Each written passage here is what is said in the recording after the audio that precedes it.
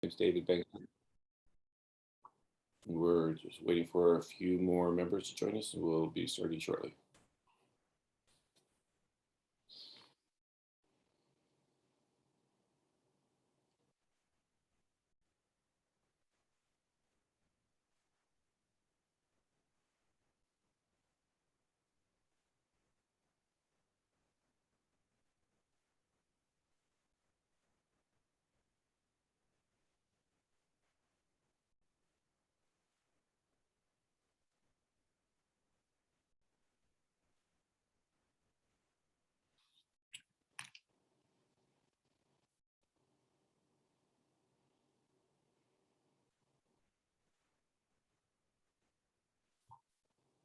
No worries.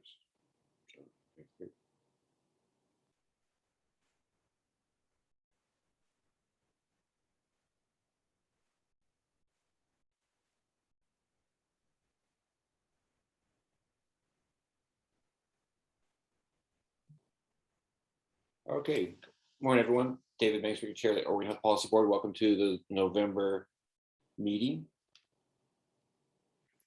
Today, the Zoom chat feature is disabled and only allows meeting attendees to message the host.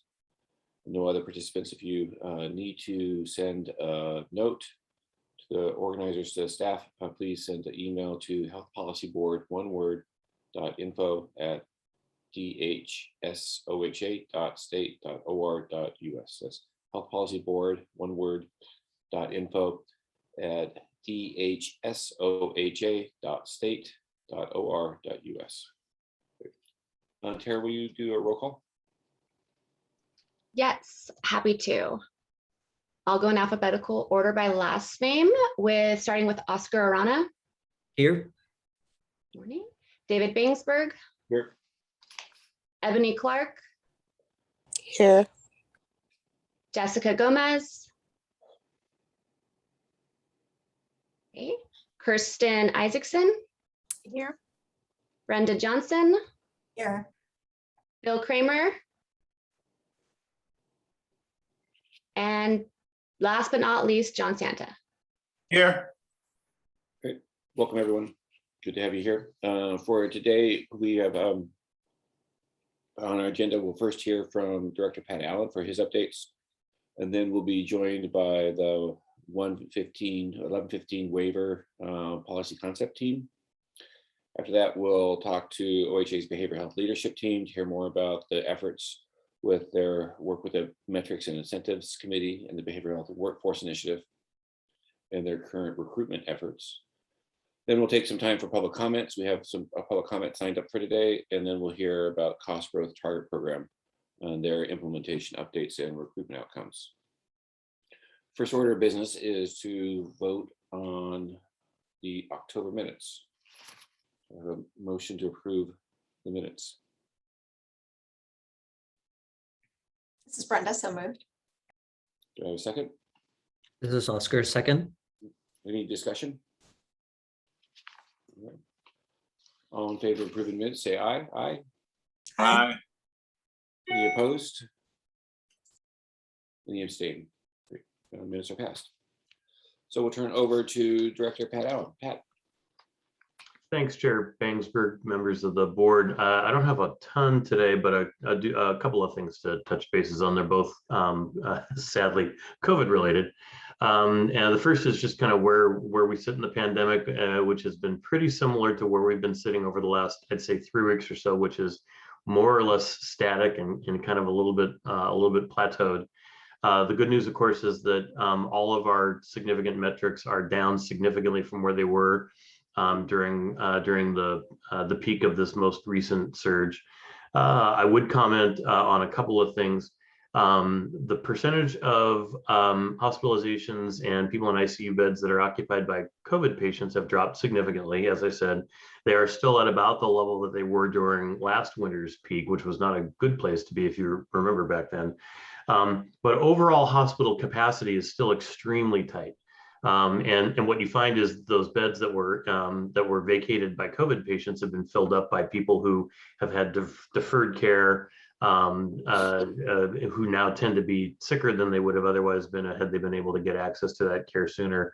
And so we're still running at something like 94% or so of ICU beds filled and a similar number of hospital beds. Generally, that number will go plus or minus a couple of percentage points day by day. And of course, we report it once a day. The reality changes hour by hour within each hospital. So we're still in a place where hospital capacity is a significant issue. The other piece, and you may have seen media reports about this, we have been working to automate the death reporting process, and reporting deaths from COVID is more complicated than you would expect. It's not just a matter of someone was in the hospital and you know, they were pronounced dead and that gets somehow captured. That happens, but you've also got deaths in long-term care facilities, you've got deaths at home, those kinds of things. And so there's a reconciliation process with death certificates that has been a manual process that's pretty cumbersome. We've been working to automate that process, which is very helpful. However, we discovered a couple of weeks ago some database scripting glitches in that process that revealed to us that we had a pool of about 500 unreported deaths from about the May through July period. We're working this month to get those reconciled and reported. And so you'll see our number of deaths go up by that 500 deaths out of 4,000 some odd that we have reported so far. That could have an impact on kind of our standing, if you will, in deaths per capita. Right now, we're the sixth lowest in the country. Those 500 deaths could push us up a spot or two. I don't think that's especially meaningful. Others may disagree on that. The other topic to hit quickly are pediatric doses of vaccine for COVID. As you know, FDA has approved pediatric doses for kids age 5 through 11. The CDC's Advisory Committee on Immunization Practices will be meeting today. We anticipate that they will endorse that recommendation, and that the director of CDC will come out with that recommendation probably today. The Western States Scientific Advisory Group will also be meeting today to take up that recommendation and make their recommendation to the governors of Oregon, Washington, California, Nevada. And so I would expect, unless something untoward happens between now and then, that we'll be able to issue a health alert network with guidance authorizing vaccinations for kids probably sometime tomorrow morning, plus or minus a little bit. That means that people will theoretically be able to start getting kids vaccinated tomorrow, certainly the remainder of this week and on. The one complication in this is that the federal government is shipping vaccine, expecting to get us on the order of about 180,000 doses in the state, 120,000 through our allocations to providers, and 60,000 doses directly to pharmacies between now and the 9th. So there's not going to be all the vaccine that could be demanded tomorrow morning. It's going to take a little bit of time to get that in the hands of vaccinators. Just for reference, there are, I want to say off the top of my head, about 330,000 kids that are age 5 to 11. It's a little bit of a guessing game of how many parents are going to want their kids to immediately be vaccinated. Most surveys would give you a sense that it's somewhere between a quarter and a third. And so those 180,000 doses are ample to meet demand on that scale. So we're, in the intermediate term, not worried about supply, but tomorrow morning will be a little bit like Black Friday. If 100,000 people all show up at the door and want to get vaccinated by noon, that won't happen. And so you might see a little bit of friction in the system over the next few days, but it should be very short term as those doses get out in the hands of vaccinators. The other really helpful thing is that the packaging is different for pediatric doses. You'll recall that in the main, Pfizer doses were packaged in trays of 1,100 doses. The pediatric doses are going out in packages of 300. So that makes them much more handleable by a wider variety of providers. We are still using our hub system. And so we've got a variety of hubs around the state that are capable of longer term storage of large quantities that then can be shipped out to smaller providers in those regions. I think those are the main things that I had for an update. Happy to answer questions that anybody might have. Questions from the board?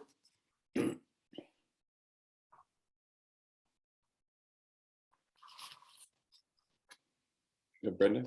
Yeah, thank you, Director Allen. Thank you for the presentation. I'm curious if you can say a little bit about workforce shortage and what you're hearing, what you're knowing, both relative to the vaccine mandate and what we've lost in workforce, as well as what we're anticipating in terms of supporting the workforce growth. Yeah, thanks. So you know, the workforce issues were an issue before the pandemic. The pandemic has made them worse. I'm tempted to want to say there's nothing all that special about healthcare. Workforce shortages are just endemic throughout the labor force right now. You've probably seen media about what are they calling it, the Great Resignation, with you know, people quitting particularly hard, low-paid jobs, which and healthcare's got a fair share of those. In terms of the vaccine mandate, I think largely, if I were to segment it, I would say hospitals have had relatively less challenge around the vaccine requirements. Long-term care, relatively more. And then, you know, kind of different things in between.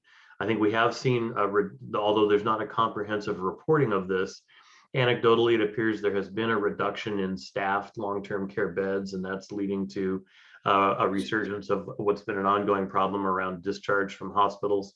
So that helps contribute to that hospital capacity issue that I talked about.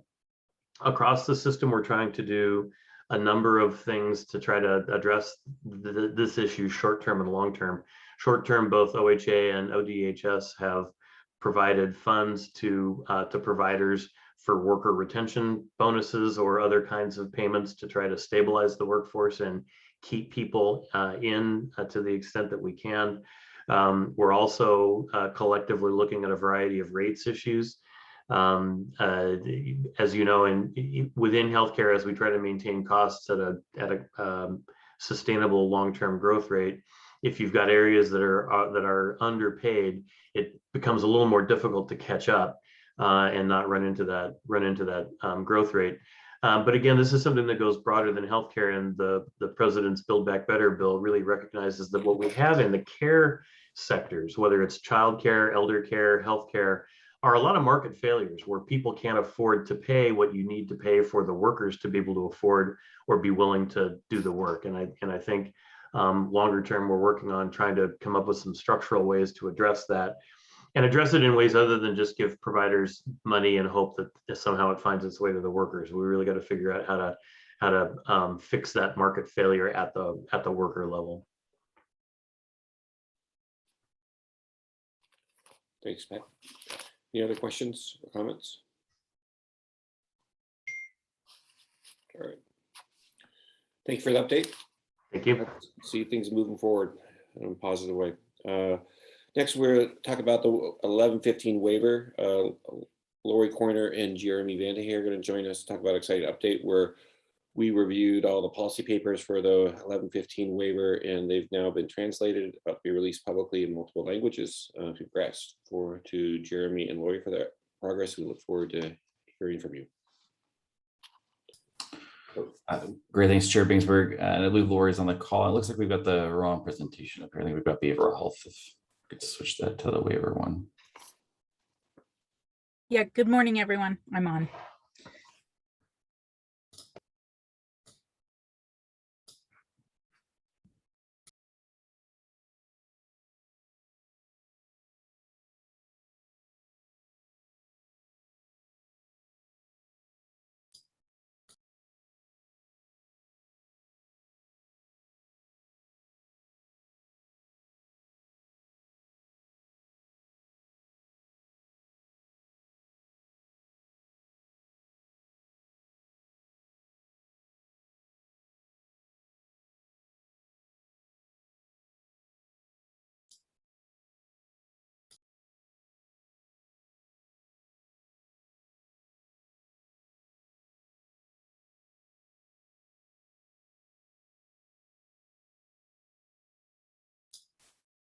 All right, may need to phone a friend here.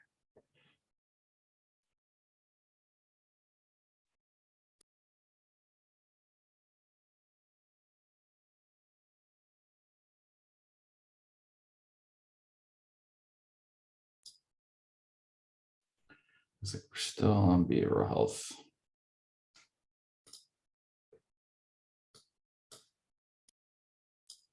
Terry, you want me to try to pull it up here?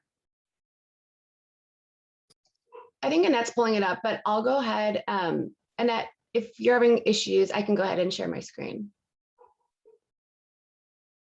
Yeah, I'm sorry. I can't seem to find it for some reason. I'm having problems.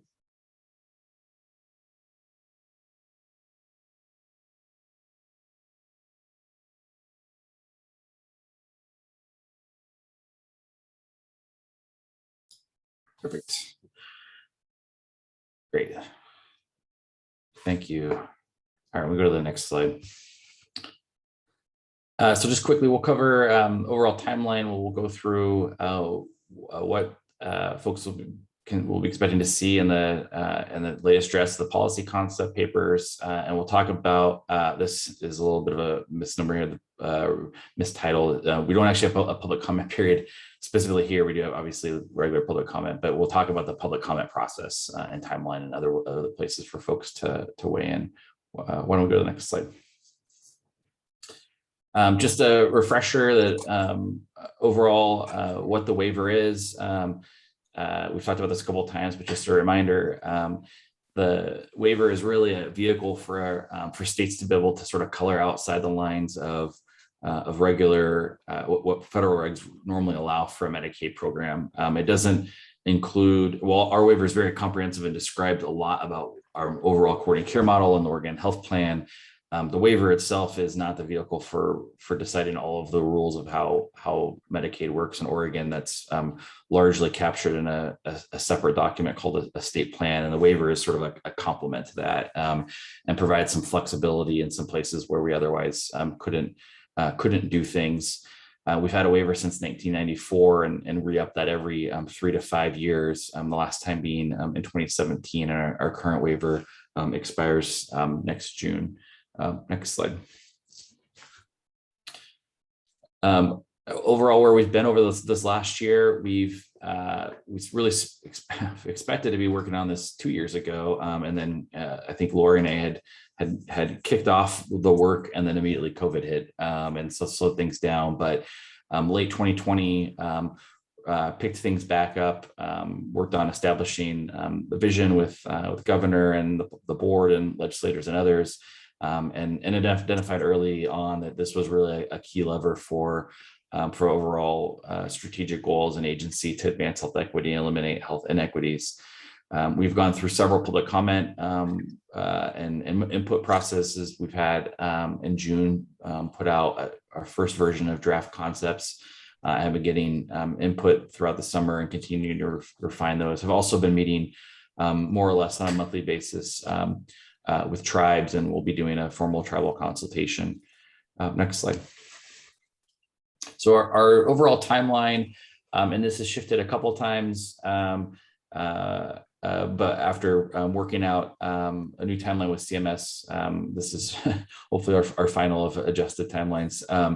We are planning to submit the waiver application in February. Backing up from that, we will have the draft application out for public comment in December.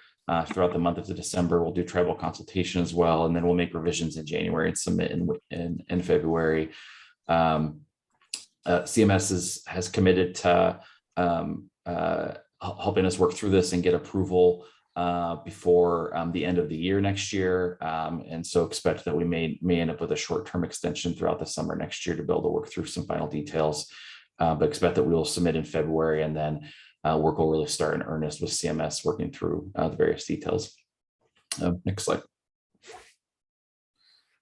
So there's the broad overarching goal of this waiver is really to be, it's not the only lever we have, but a really important one in terms of advancing health equity. And so really have anchored the whole waiver and policy concepts that have been considered as part of that overarching goal of advancing health equity. There's 4 main four main policy sort of topics within that, and Lori and I are going to tag team these like we have in the past.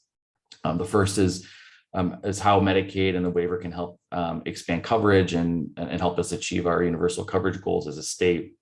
The second is trying to break down some of the hard barriers and walls between Medicaid and other systems as folks are moving through life events and moving between different systems or needing a variety of health or social supports, and trying to break down some of those traditional walls that have existed on what Medicaid will and will not cover. The third area is around continuing to expand the vision that we've had in the state for paying the healthcare system in a way that really promotes population health and looks and feels more like a global budget. And finally, recognizing that while broadly we're trying to make sure that the healthcare system is sustainable and believe that if we're really investing in population health and upstream investments that will reduce costs long term, but there are some places where we recognize we actually need to add some dollars to address health inequities, and so have some focus asks around some additional federal dollars that would allow some more investments in equity. Next slide. So as we've been going through this throughout the summer, we benefited a little bit from the fact that CMS wasn't quite ready to engage with us on the details of this in the fall, as we'd originally thought. I think everybody's been completely swamped with COVID, and I think took a little longer than probably expected for them to get all of their seats filled. And so we were sort of envisioning on the front end that we would be in somewhat of an iterative process where we were getting feedback from CMS and getting feedback from community and public at the same time. But they have not been in a spot to really give us specific feedback that has benefited us in the sense that we've really have been able to get a bit more time to develop those concept papers than originally we thought, but also have really spent more time on them and getting our asks much more concrete.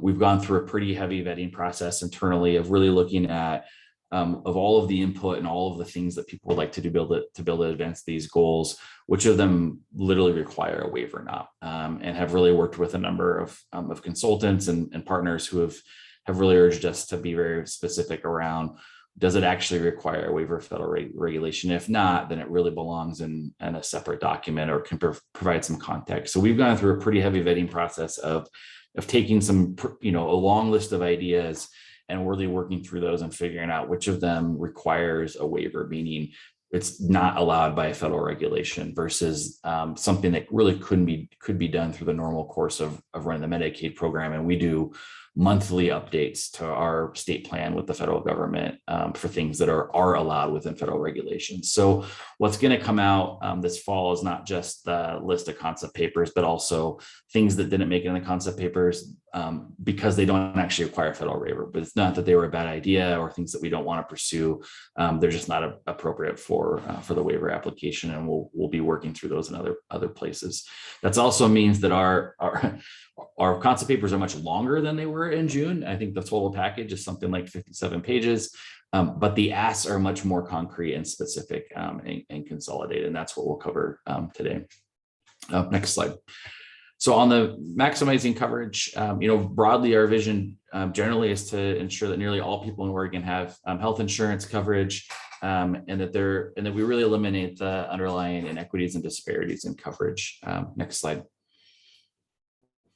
We've made great progress, as we talked about over the last decade. Only about 6% of the state doesn't have health insurance. I say only because that was about 15 or 16% before 2014. It's still a lot of people who are uninsured, but more importantly, I think are the numbers on the right, where we see really large inequities broken down by race and ethnicity. And while on average 6% of the state's uninsured, we see a 12% for Hispanic, Latinx, 11% for American Indian, Alaska Native, or 8% for Black African American communities. And I think we're all fearful that actually gets worse during the pandemic. What's important here isn't just getting people covered. It's really that's being insured and having continuity of insurance coverage is sort of that vehicle for accessing the healthcare system. Very few people can get the care that they need unless they have insurance. And so this is ultimately about really preserving the provider relationship and continuity of care, not just insurance. Next slide. So we've got three main asks that we're going to ask for in this area. The first is continuous enrollment for children from birth until they turn 6, so the first 5 years of life. About half of the children in the state are born onto to the Oregon Health Plan.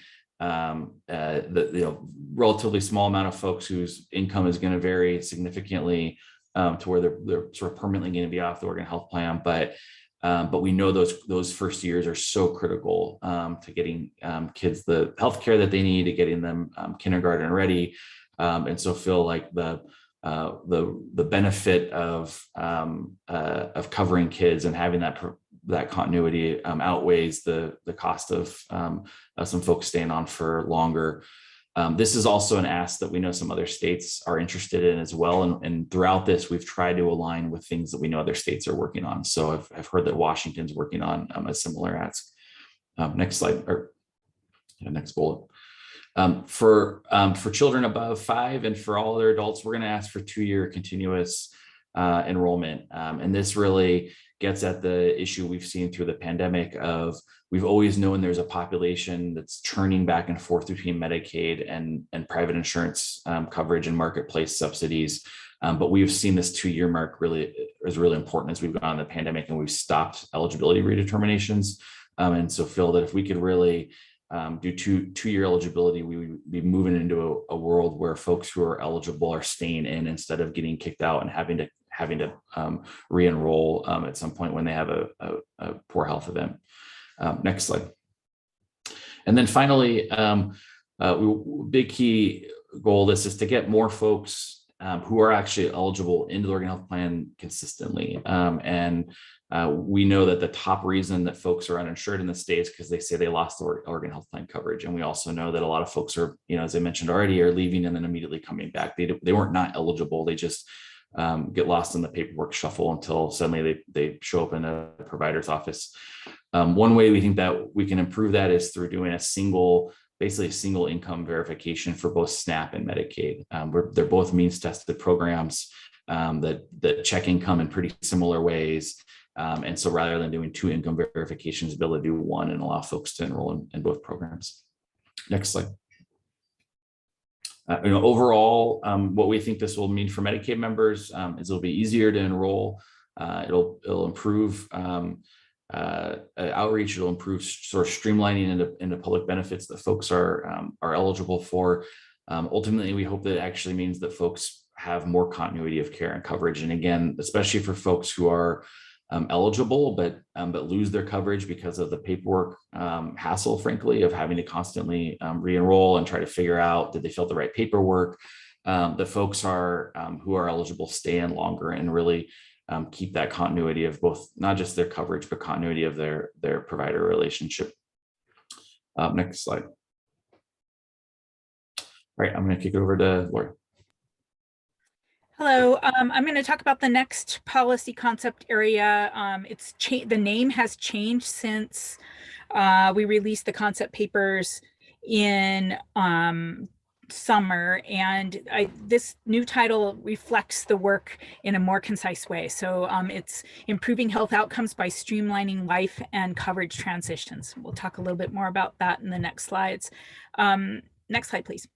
So the vision is that people have equitable access to services, especially during times of transition, and that they also have supports to keep them healthy and well. And when I talk about those kinds of supports, we're really talking about social determinants of health. Next slide. So why is this important? A few reasons. One is that during major life transitions, like leaving the criminal justice system, being discharged from a psych residential facility, or losing housing, people often lose access to their healthcare providers. They are left to navigate systems on their own. They often are struggling with housing. And many of the folks in these types of transitions are also affected by behavioral health conditions, whether it be mental health issues, substance use issues, or both. And so we think this is a major area to support individuals who are falling out of coverage, losing providers at a really critical time. And then also it's a very important way to approach behavioral health through community and through providing social determinants for folks who need it. We believe that providing these supports will then limit the gaps in care, I mean, I'll give a concrete example. We know that folks leaving jail, if they are on Oregon Health Plan, currently that Oregon Health Plan coverage is suspended until they leave. And it can take anywhere from up to 2 weeks to get their coverage back. And we've heard from, a Multnomah County judge that she wants to get a person in care right away as they leave, and they can't even get on the wait list for residential treatment until their coverage is restored. So we're talking here about having earlier coverage, having appropriate support so that they can get into that needed treatment right away.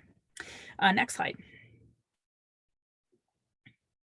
So as Jeremy mentioned, we honed in onto really what we're asking for in terms of our, federal rules that need to be waived. And so here are the waiver strategies, that we'll be requesting. So the first is to retain or extend benefits for youth entering the juvenile correction system. So this means really full coverage for youth. It's in much the same way as thinking about kids 0 to age 6. We believe that youth that are in the correction system really need continuity of care and coverage during that time. The next is to provide limited benefits for individuals who are just as involved. This would be adults, and that would be leaving prison. So 90 days before they're released from prison, they would have a limited benefit that would allow them to access social determinants of health benefits, a navigator, and medications so they can leave the facility with a month or so of meds, and make appointments before they leave. Similarly, same type of limited benefit for those folks leaving Oregon State Hospital or other psychiatric residential facilities.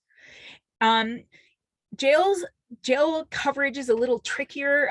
Part of the reason is that the stays may not be 90 days, and it's apparently more difficult to know how long a person will be there. So we are asking for a limited benefit for the whole time that individuals are in county jails or local correction facilities. Next slide. Another waiver strategy that we're asking for, and this request came directly from some of our public input, and that is to retain eligibility and benefits for youth with special health care needs up to age 26. What we heard from our Oregon partners and members was that during this time of, when a youth with special health care needs ages out of pediatric, they, number one, often will lose coverage and don't have as robust coverage and need to transition from pediatric providers to adult providers. And we want to make sure that they have adequate time to make that transition. Next slide. I mentioned social determinants of health, and here is the request. We are requesting for members who are in transition, and I haven't mentioned a couple other transitions that we're including. One is kids in foster care, if they're leaving foster care either by aging out or going back to their parents. Also, people who are aging out of Medicaid into Medicare, Medicaid combination. That was another area that we heard from advocates as an important transition.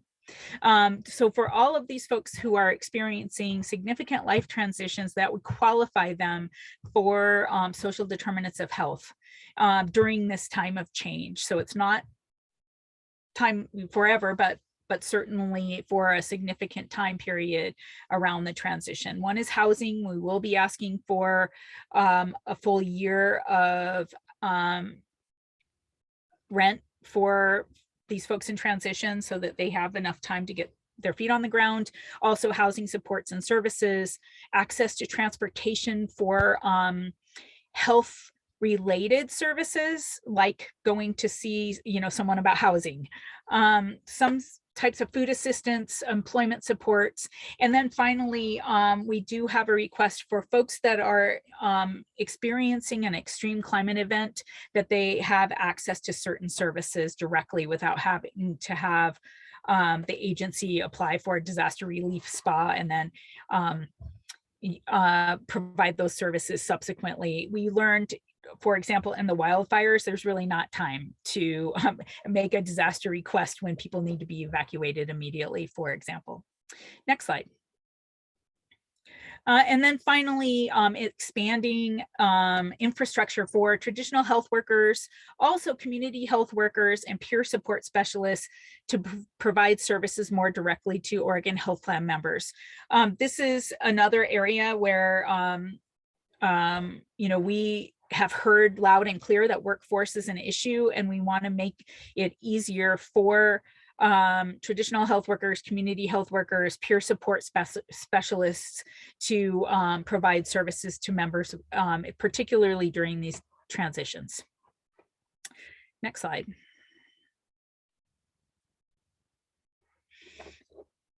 We will be requesting some federal funding, both to support the social determinants of health, and then also to support capacity building and infrastructure for traditional health workers, community health workers, and other community-based organizations that will be required for us to be successful in delivering social determinants to our members. We've also heard loud and clear that many of these organizations are running on shoestring budgets, don't have the resources and capacity to add more work without some additional resource. Next slide. So what does this mean for Medicaid members? One important is more stable healthcare coverage and access to the delivery system during life transitions. And that includes access to, better access to behavioral health services.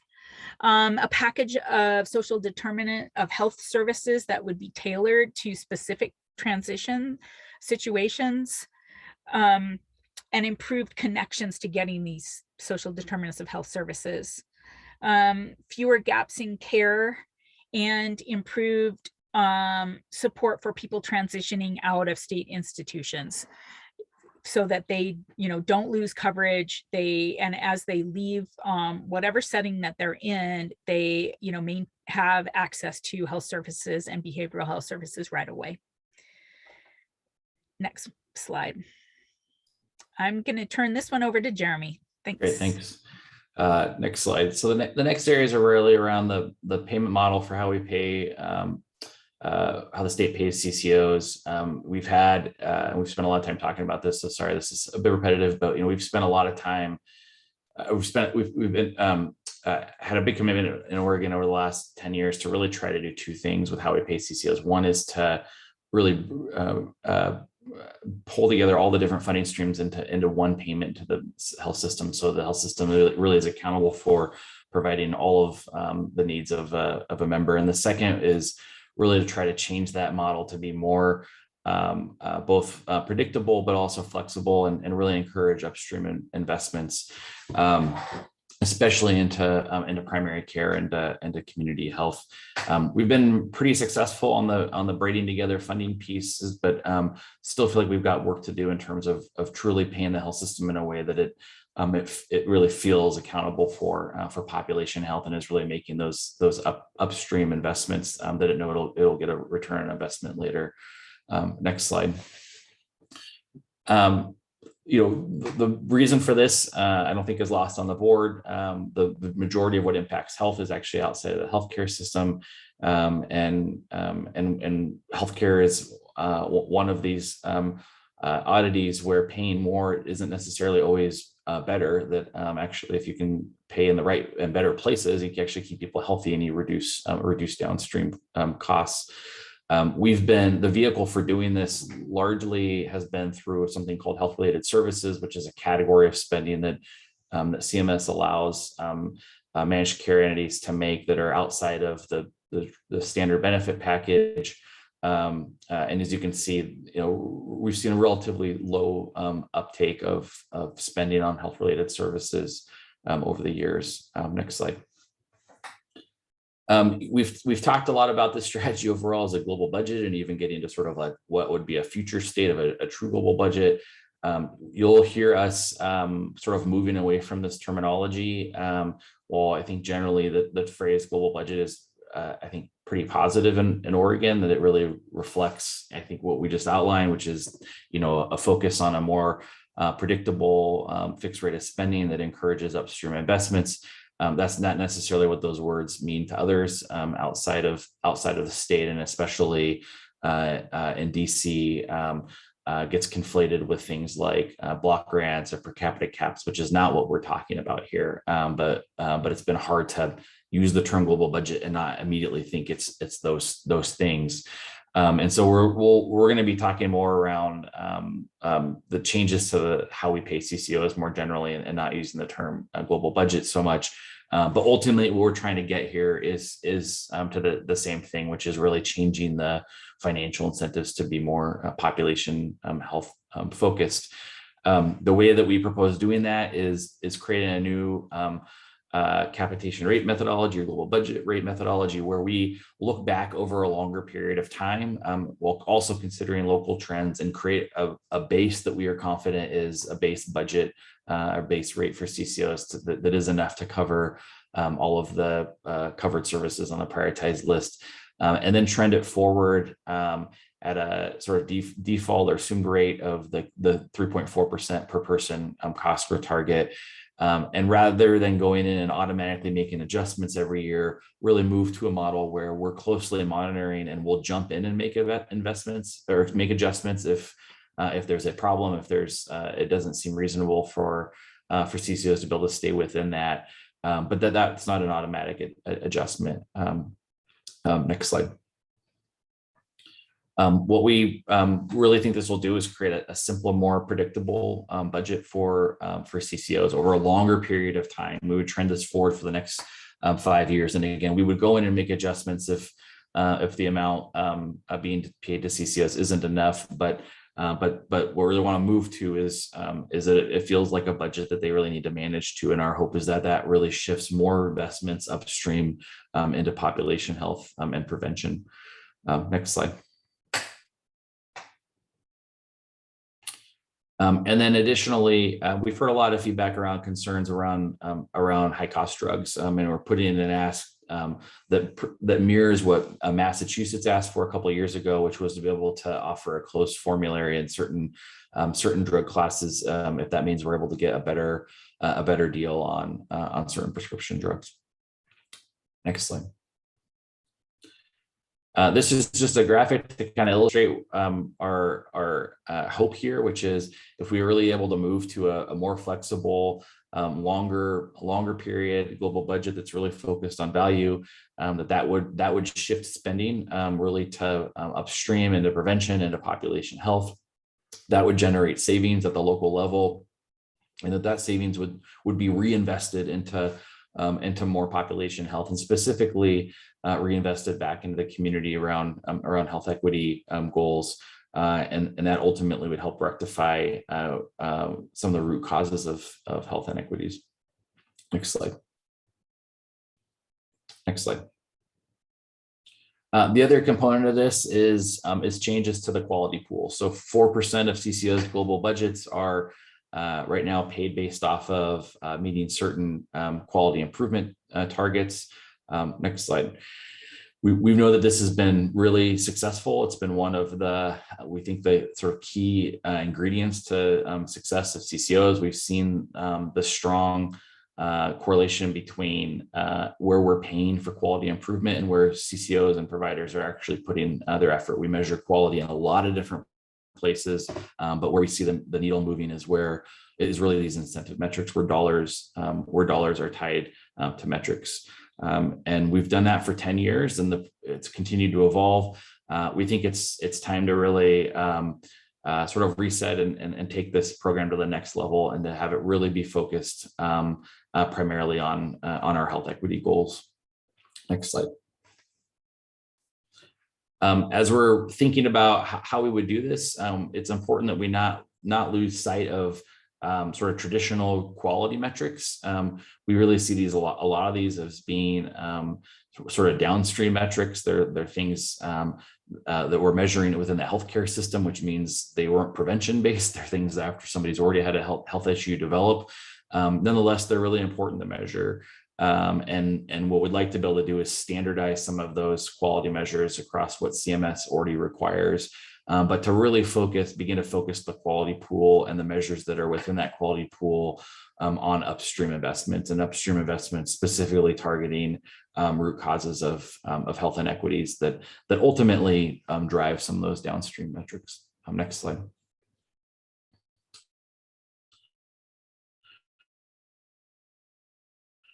Another key component of this is and redistributing decision-making power to communities. Separate from the waiver, there's actually a statute that outlines how the metrics and scoring committee operates. And so we expect that beyond the waiver, we'd also be having a conversation with the legislature around if we really want to move towards upstream and metrics that are focused on health inequity. That means we have to redistribute the decision-making and power around how we set those metrics to the community. And so that will be sort of a step 2 conversation in this process, but need to recognize that the current model for how we set metrics would need to be evolved to really be more community-based. Next slide. And I think I already largely hit this. Next slide. So if we're successful here, what we'd really see is the quality pool becomes really a key incentive for driving conversations and focus at the community level around investments and around work that gets upstream. We see a stronger community voice in the decision making on the quality pool and how metrics are set. And we would overall see this as one of several key ingredients on creating a stronger focus at the community level around health equity. Next slide. All right, Lori, back to you. Thanks, Jeremy. This is the last big policy area, and it's on equity investments. Next slide, please. The vision really here, I think, is the same as what you saw in early summer, that we are focused on community-led solutions, and that really, community knows best on how to improve health inequities. And in order to do that, there needs to be some community-led investment and community-led decision-making around where those dollars go. Next slide. So why is this important? One is that, eliminating health inequities really requires changes in how we fund particular aspects of health, particularly those where we know health inequities exist. And at the same time, there was a legislation that passed in July, House Bill 3353, that set up a mechanism for greater investment in the community, led by community and funded through our CCOs. And so we've married these two ideas together, to honor and the work that was done for House Bill 3353, and then expanded that to really think about how we're going to make changes across the state and improve health inequity. Next slide. So the particular waiver strategies here are, first is requesting federal investment. So we will be asking for extra federal dollars to fund community-driven initiatives, and with the particular focus on eliminating health inequities in Oregon. Next slide. Yeah, next slide. In order to implement this investment, when we think back to the social determinants of health, we are going to be asking for federal match in the transition services that I talked about a little bit earlier for social determinants of health. And so what do I mean by that is right now, if a CCO funds a health-related service like a housing support, that isn't considered, we don't get full federal match on those dollars. And so we will be asking for the period of the waiver to have federal match for the social determinants of health transition services, as part of our request on federal investment. The other request on federal investment is the authority for CCOs to count these investments in health equity as medical expenses. So we'll be asking for federal match on SDOH or on social determinants of health transition services, and then allow the CCOs to count those dollars as medical claims and their investments in health equity as medical claims for rate setting. This piece is called out specifically in House Bill 3353 as a request that we need to make to CMS. Next slide.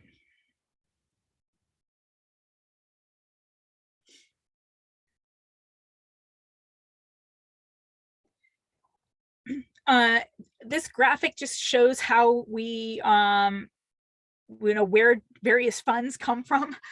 So we will be asking in this first, where it says state federal investment, that's our federal ask to fund the health equity investments that would be led by community. And then also, in order to have community ready to invest and lead a collaborative, we really need to provide resources for capacity building for those community organizations. And we will be asking for federal dollars for both capacity building with our community-based organizations and those that are leading these health equity investments, and then dollars for the actual investment.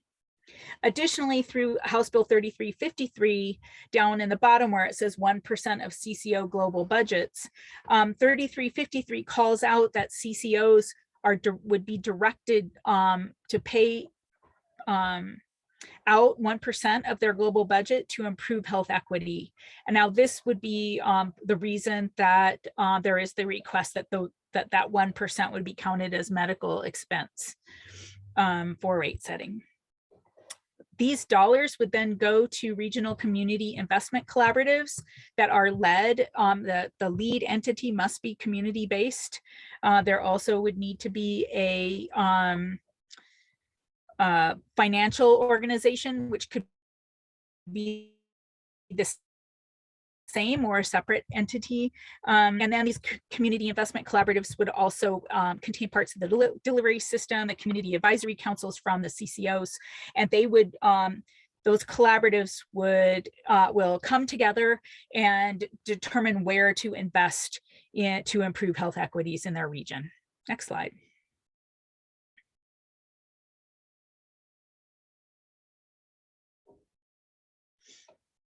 So what does this mean for Medicaid members?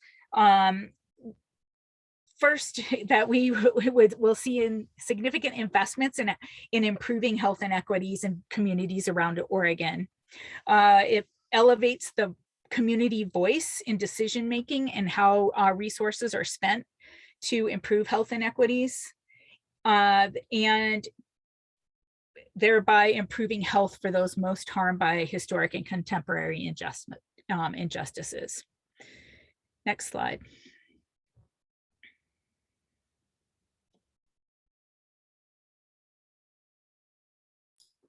I'm going to turn this back over to Chair Bangsberg. Actually, this is where you talk about the public comment process for the waiver, right? Yeah. We go to the next. I can take this, Lori, if you want. We'll go to the next. Sorry, I was thinking it was public comment. Next slide. So we're going to talk a little bit about the public comment process that's coming up in the timeline. Yeah, thanks, Pat. So this is a highlight of the public comment requirements that CMS has. So when a state submits an 1115 waiver, there are specific public comment requirements before you can submit the waiver. This is the bare minimum. We have on the left-hand side, our approach, of how we're going to be conducting our public comment, and then the CMS requirements, which are the minimum, so that you can see the variation. So, and I do want to point out this, we have the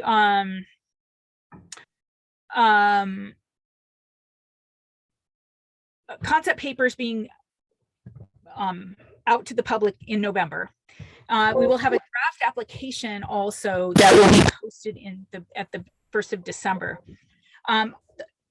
According to CMS rule and requirements, the official public comment period happens once you have a draft waiver application. So one of the important things that we will be doing is starting to take our public comment on the concept papers. They're easier to digest for members and members of the community.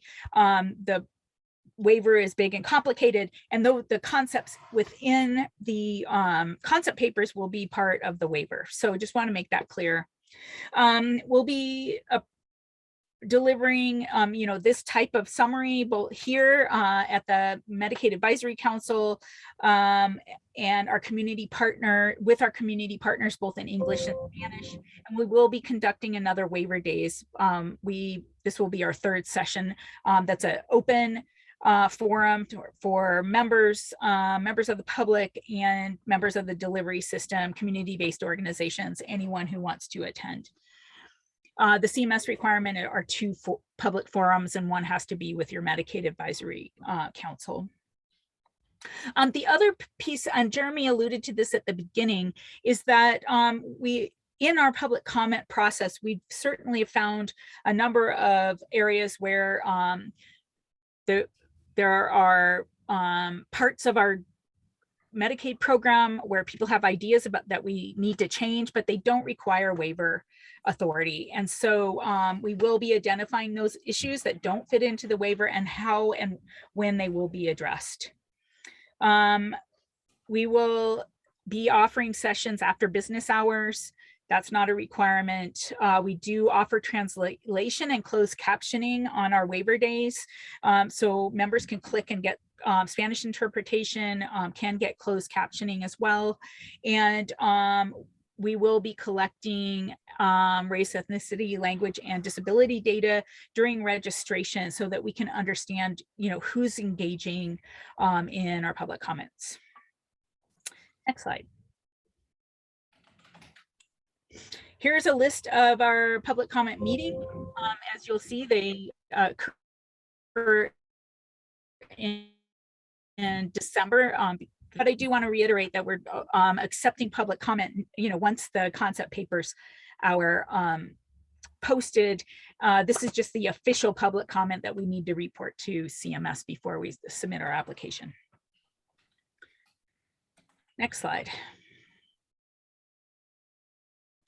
After our public comment period, we will be incorporating feedback into the final application. That's a federal requirement, either to incorporate or explain why the feedback wasn't incorporated. We will communicate our response to feedback that's not related to the waiver, as I mentioned, and then describe the changes from the draft application that's posted in December to the final application that we will be submitting the 1st of February. All this information will be posted on our 1115 waiver renewal website. Next slide. Now I think we're open for questions and discussion. Thank you, Jeremy. Thank you, Lori. Questions and comments from the board?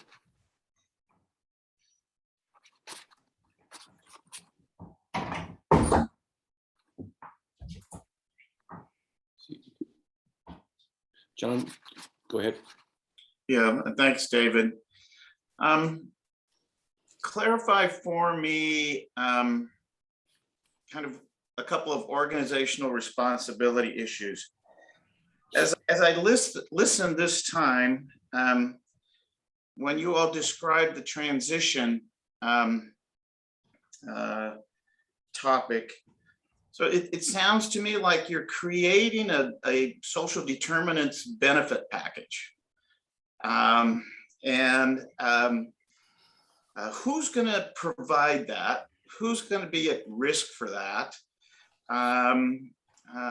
Is the CCO going to provide that into corrections and all these unique places, or is OHA going to do that? And then under the investment in equity, the community investment collaborative sounds to me like a separate organization that's separate from the CCOs. And the equity issues there will not be going through the CCOs. Money will come from the CCOs. So I just am confused. I mean, when you all are saying capacity and infrastructure, I think, well, you're going to create an organization. So are you creating a separate organization or a group within OHA for the transition benefits? And are you creating a separate organization for the community investment collaboratives? John, good questions. And I think let me take a stab at answering. So on the transitions, those will be provided by CCOs. So the vision is that we will request the CMS that those services would be billable in some way so that we receive federal match for them. The CCOs would be the payer. However, we also recognize clearly that there's going to be a need to have the CCOs partner with community-based organizations to make that happen, because those are the folks that are providing those services now.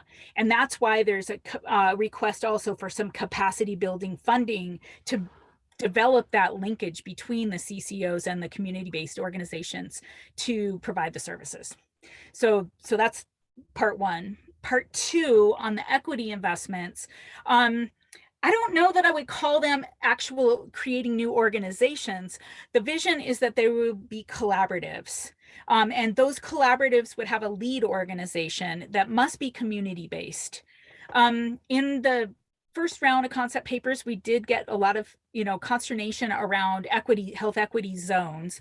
And so this vision is that a collaborative would come together and define their own region.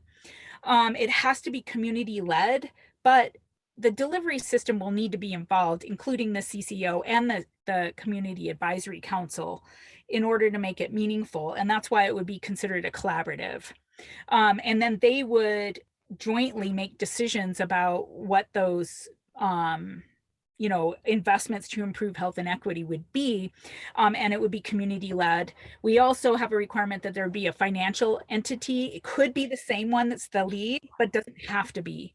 And again, capacity building, is really, we heard from some of the community organizations like the RHECs that some of them say, yes, we would like to be that lead entity. Others would not, but all of them say they need more resources, to take that work on. And so that's some of the capacity building, infrastructure build that we envision, is going to be needed. Hopefully that makes more sense. Yeah. Okay. And Pat and Jeremy, feel free to chime in too. See, Ebony, Kirsten's, and Bill's hands raised. Let's start with Ebony, and then go to Kirsten and Bill. All right, thank you. Forgive me for not being on camera. I'm not feeling well today.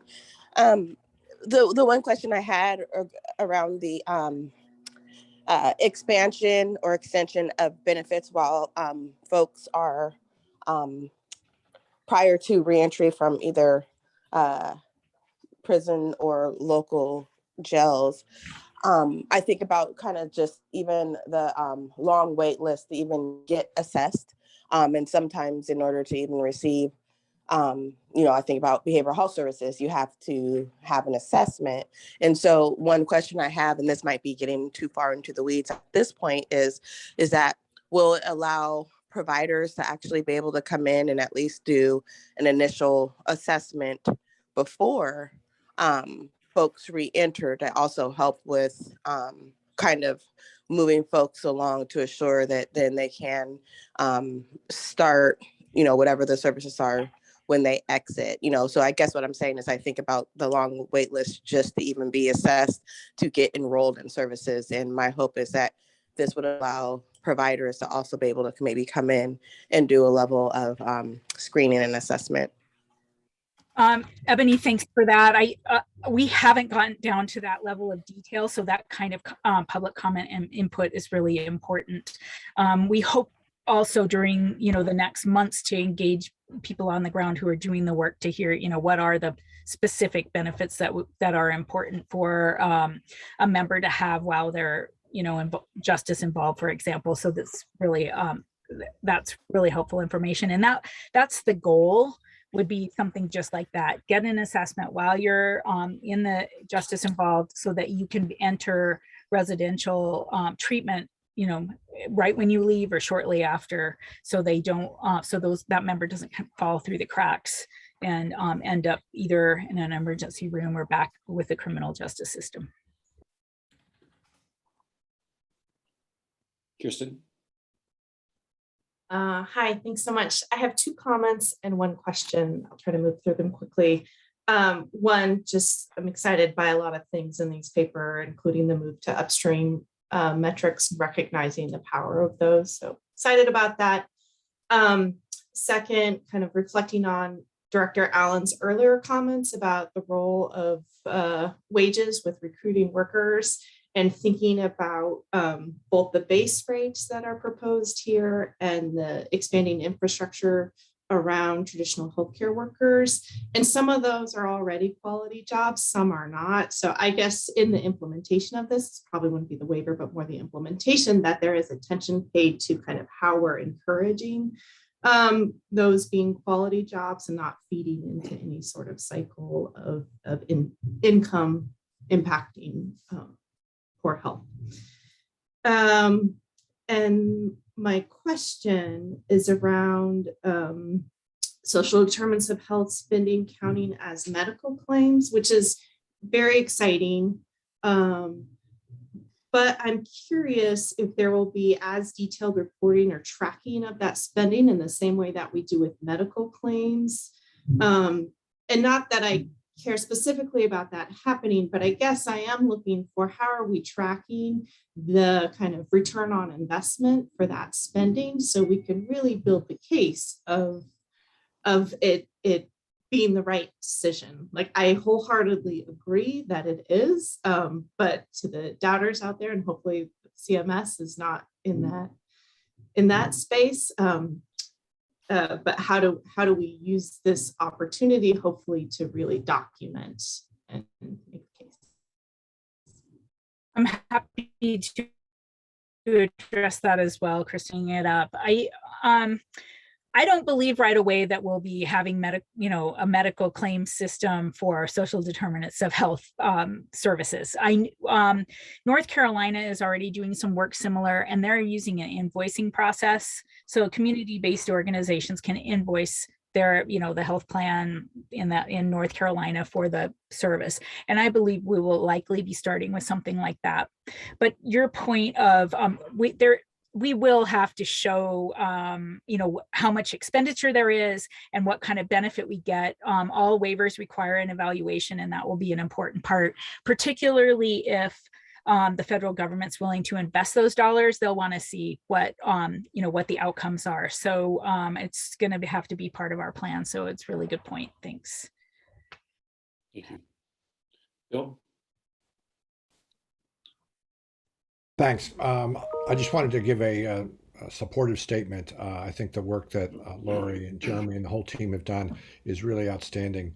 I think particularly the creative approaches to both fill the coverage gaps, to make stronger, better progress on equity and address those serious gaps.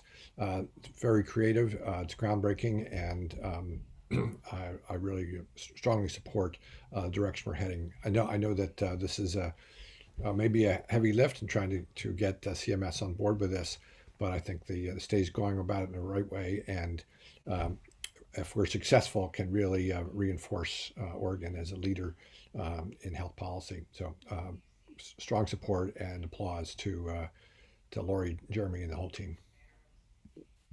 Thanks, Bill. Brenda?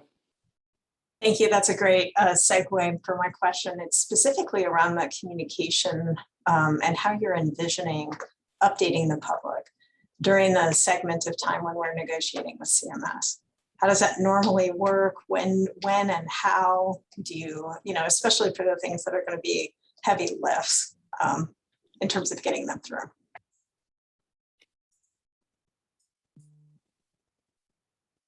Tongue in cheek, I would say, as you know, public interest in the design of 1115 waiver is really high. And so it's a story that really almost tells itself, right?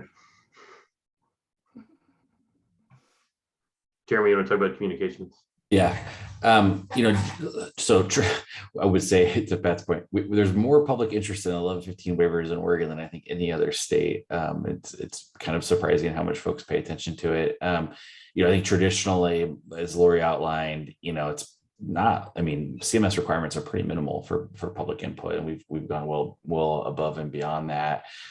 I think it's a little hard to speak to exactly how this will roll out until we sort of get into the conversation. As Lori talked about, we expect there's some technical groups that we're going to stand up, and so as we're getting feedback from CMS, we can feed that in. I think we'll be continuing to update the legislature and use meetings like this with the policy board to be reporting out.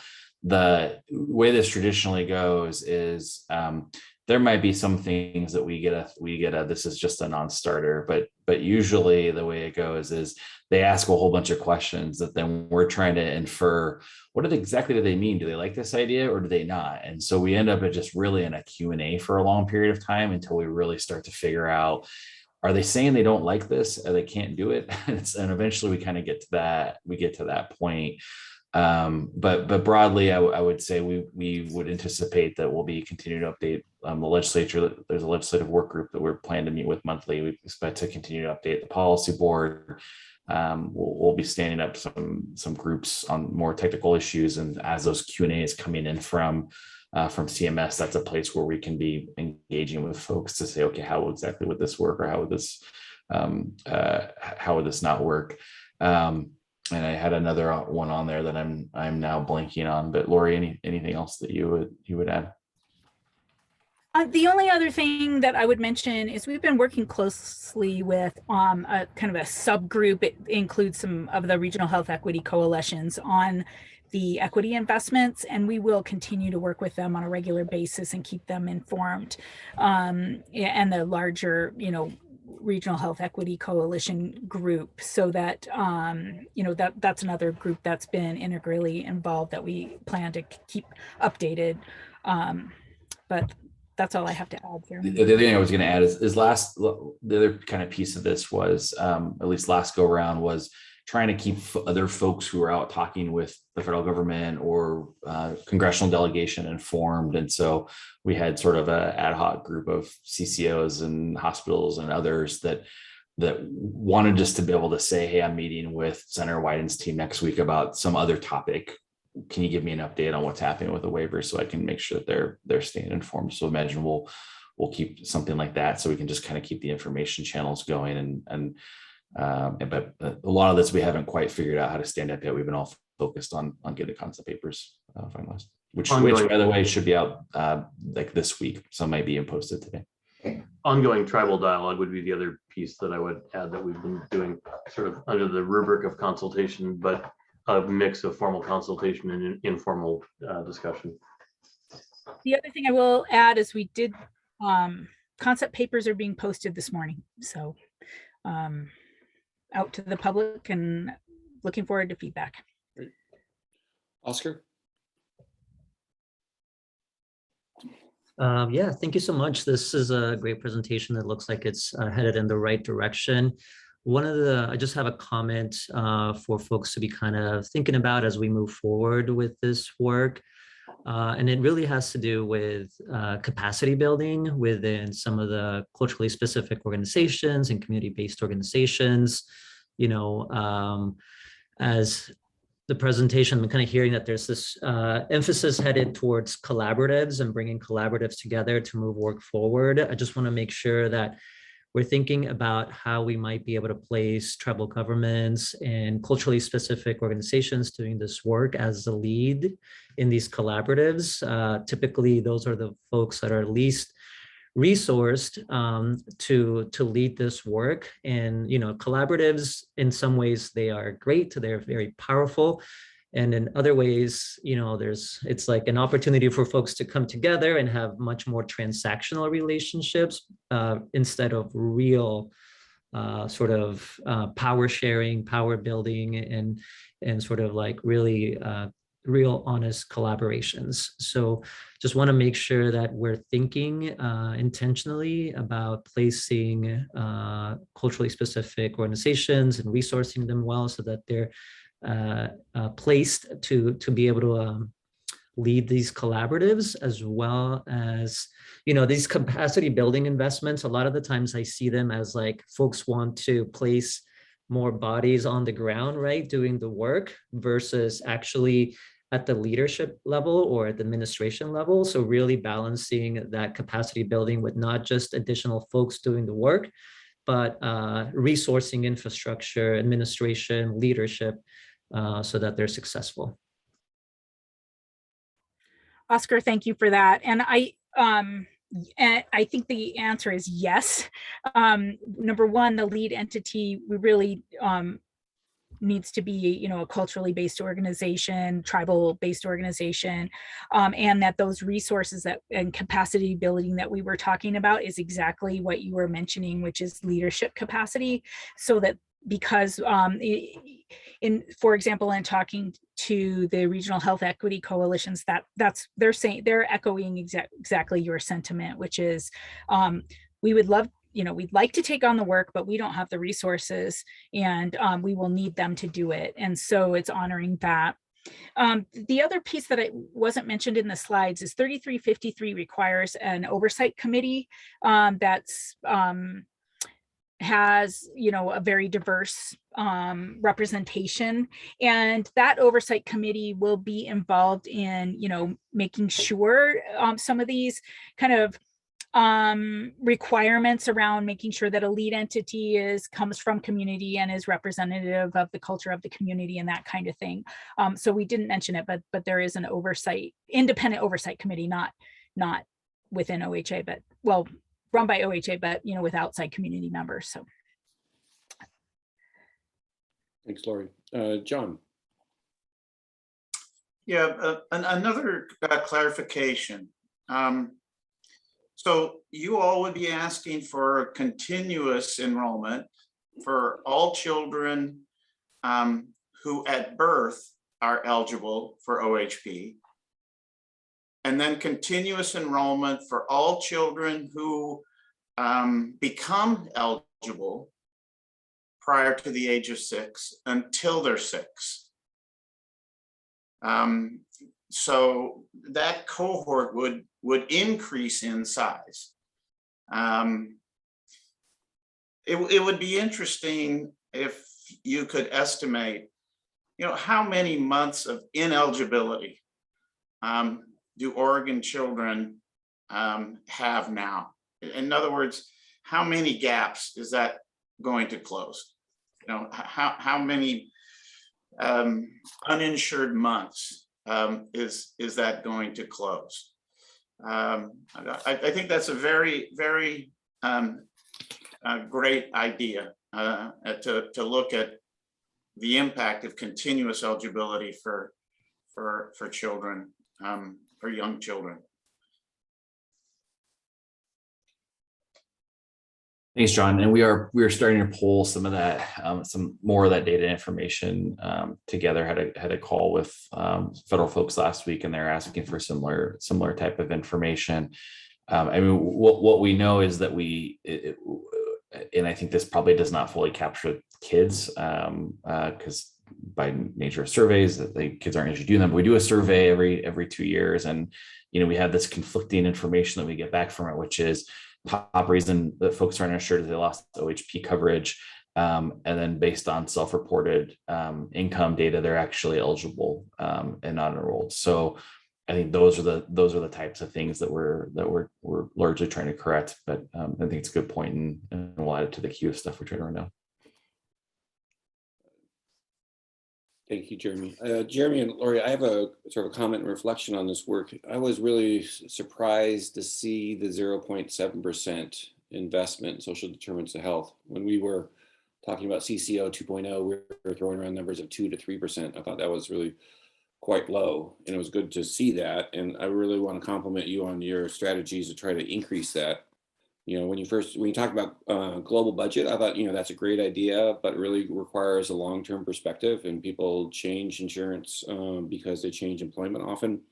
Didn't think that would be enough, but then you went on in your presentation, talked about 1% community-led investments, upstream incentive metrics, social determinants of health, counties, medical claims, and a federal match. And so I think I'm glad to see there's other strategies to support and reinforce these investments.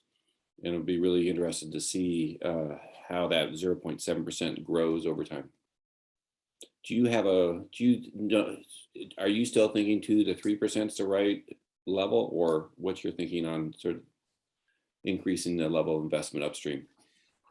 I mean, I don't know that we've identified a percentage point. I think what we've talked about is the types of things that we would measure to see if sort of global budget experiment is successful, and what would that look like. And what we feel like that would look like is, continued push on higher value services. There's already very low value care within Medicaid, but still see that continue to go down. Would see, avoidable hospitalizations go down, would see shifting to more spending in prevention and community-based behavioral health and other places. So I don't know that we've said there's a magic number out there.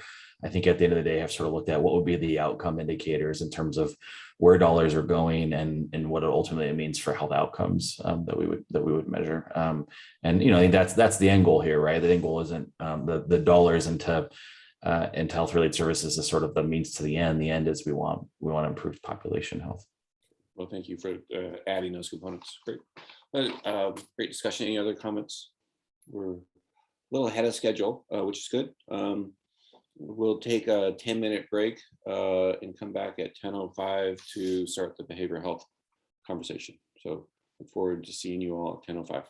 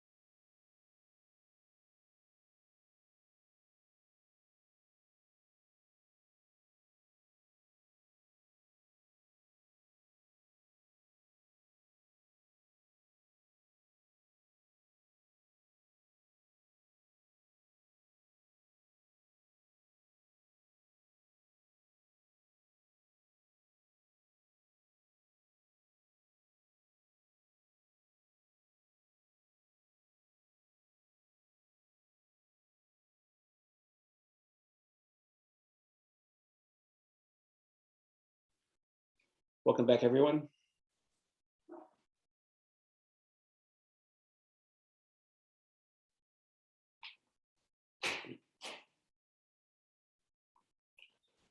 Welcome back to the Oregon Health Policy Board. We're off to behavioral health and want to welcome Steve Allen, Letitia Sains, and Kylene Zimber, who will talk about their progress updates with the behavioral health metrics and incentives committee and the bit with the community-led council. So I'll hand it over to Steve, Letitia, and Kylene.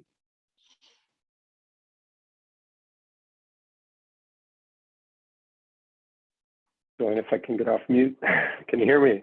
Yes, thanks, Steve. Yeah, good morning, everyone. Thank you for taking the time. We're excited to provide some updates on some key projects and things coming out of the legislature.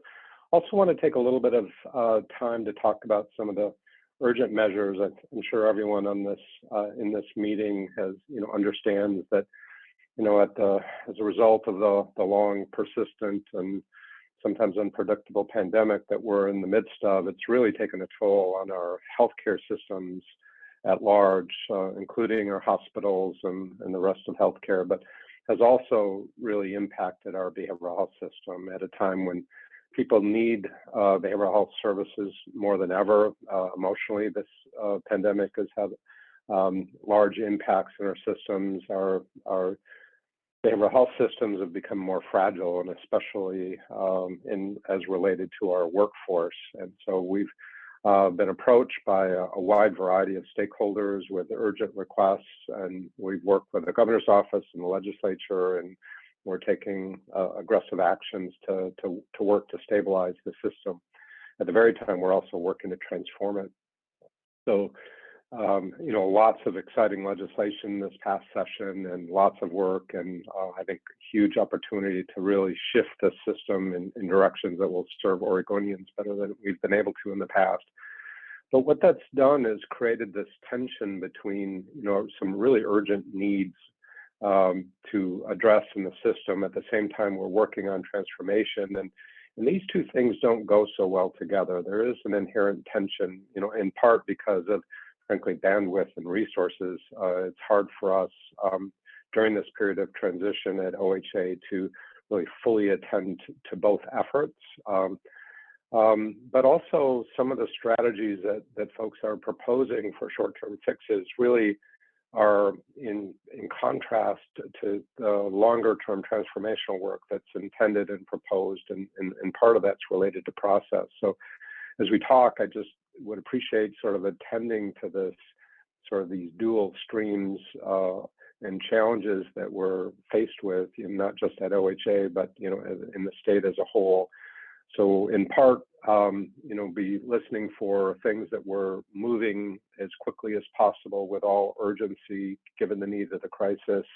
So moving at that speed of real urgency, but also moving at the speed of transformation. And that transformation work, I think, has gotten incredibly interesting and complicated. You'll see in a slide that we show, we call the Rosetta Stone, all the kind of the full body of the work that we have the opportunity to engage in. And if you think about it, sort of one puzzle piece needs to really interconnect with other puzzle pieces. As you shift one thing in a system, it can have unintended consequences, and there can be real opportunities to interconnect those that transformative work with other pieces. And so we're working really hard to ensure that we take full advantage of this, but that part, that transformational part, just takes time and intentionality to do right. And undergirding all of this transformation work is to have a system that works better for everyone, but with special attentions to our communities of color. We have real disparities, health disparities in the system as we have, and I know you as a body are really focusing your attention on that, as we are at OHA. And so I hope you also find in our presentation how we're leaning into that health equity work as we're working on transformation. Next slide, please.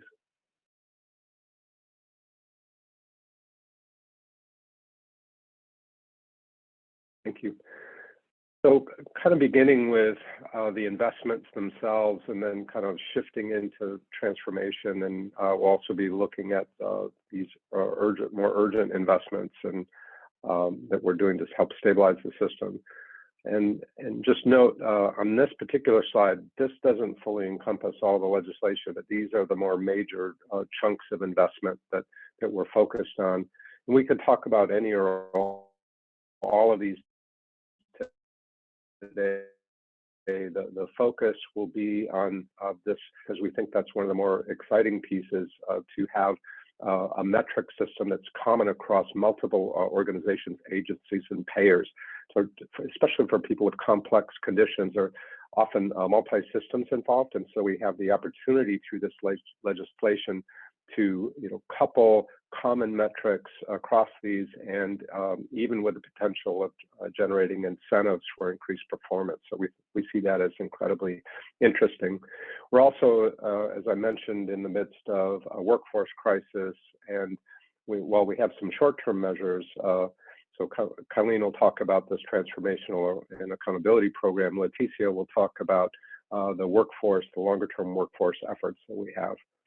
So starting at the top of this list, we have $130 million in infrastructure investments. There's a planning grant of $5 million that went out. We had over 100 responses. That planning is going on as we speak. That funding got out the door in September.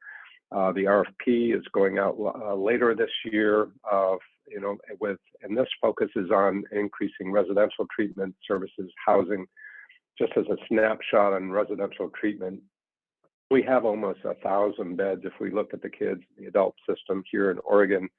In a recent snapshot of census, we were at 95% capacity, which is remarkable given that we're in the middle of a pandemic with a workforce crisis that's greatly impacting our residential care.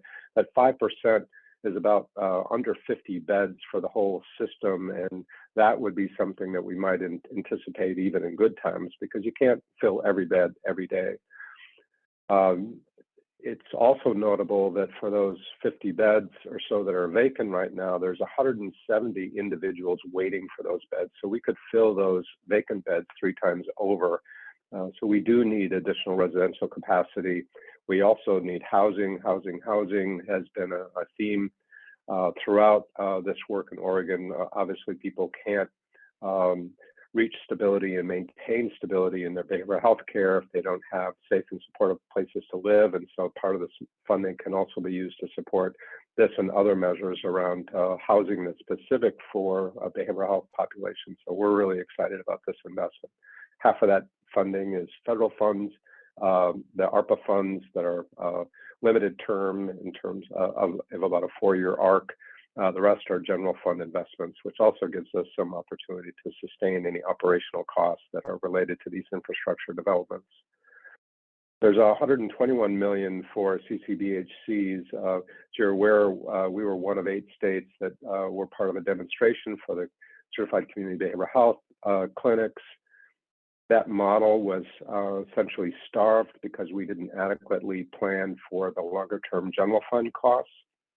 We have to match any Medicaid funds, as you're well aware, and we didn't adequately predict what those costs were, due to a consultant that we used that didn't adequately address all of the related costs to that. And so we've struggled to keep that program on life support, and we were able to achieve a longer-term investment with the legislature. And we really think that with some modifications to how we finance and the payment structures related to the CCBHCs, that this program can really be a lead effort here in Oregon because of the broad array of services that includes primary care, substance use disorder, low barrier access for folks to receive that behavioral health care. So we will be leaning into this model in years to come. We also did not have staff that were dedicated to this effort, so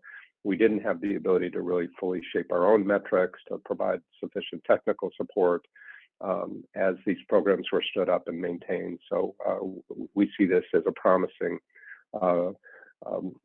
aspect of our behavioral health system in the years to come. That $50 million for transformation is a fund that some of which can be used for incentives, but it's really designed for transformation and system alignment. Again, Kylene's going to talk about that program in her part of the presentation coming up. The $21 million you see there is for aid and assist, and our hospital, our state hospital, has over 600 beds. And when I first came to Oregon as part of what became the Impacts program, there were just over 200 beds that were utilized for aid and assist patients, and that was alarming to people because that number was down around 150 not long before. That number has skyrocketed over the last couple of years, and now I think on recent days we're over 360 individuals, and each of those beds taken by an aid and assist patient has displaced the opportunity to place someone else, and especially has strongly impacted our ability to admit civil commitments.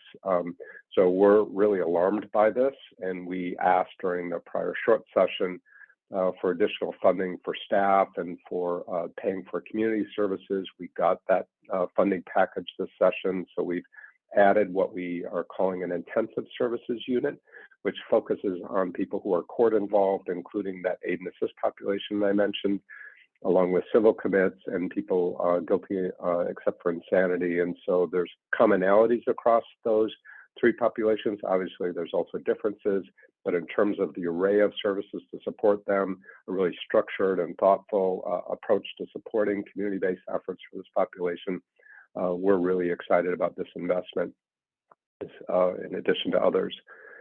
And then over $3 million allocated under the ballot Measure 110.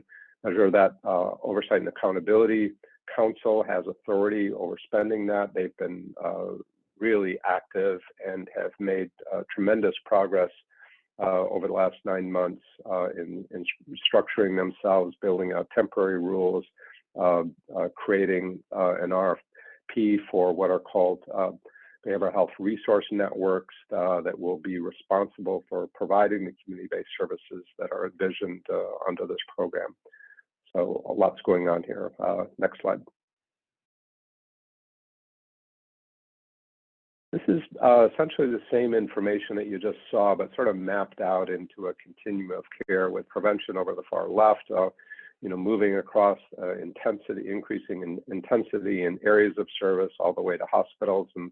And so the idea was during the legislative session is to make sure that we're attending more fully to that full continuum of care, and the thought that these are like interlocking puzzle pieces, and we need to attend to each of these because we're at risk of overemphasizing the need for hospitalization if we don't strengthen the continuum of care at the community level. And so you can see kind of that was the emphasis of the funding and legislation, but also a need, for instance, to build out additional beds at the state hospital, including an additional, I think, close to 100 beds, 50 beds at the Junction City campus that were built out, but not staffed and not utilized. The first of those two Junction City units will now open about November 15th, and then the second unit, the final unit at Junction City that's been unutilized, will open in February or March,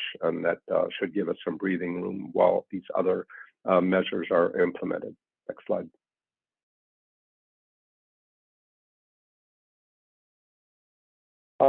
Now we want to turn to this urgent situation that is now facing us, as we're working on transformation and administering and implementing those huge and impressive investments.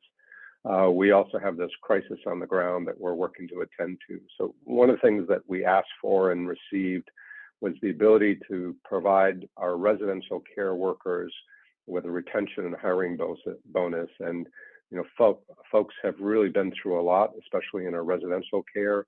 Those are situations that provide a lot of stress because of the nature of the work, but also provide special hazards working in residential settings because of the pandemic. So the exposure to individuals working in those close proximity settings and to themselves and to their families.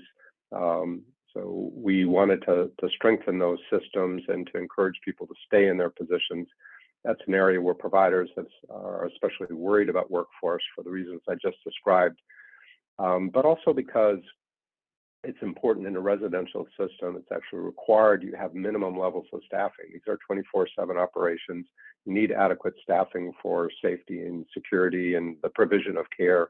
And when a facility gets to a certain level where those minimum staffing levels can't be maintained, then we risk those programs having to close or shut down. And we've seen some evidence of that.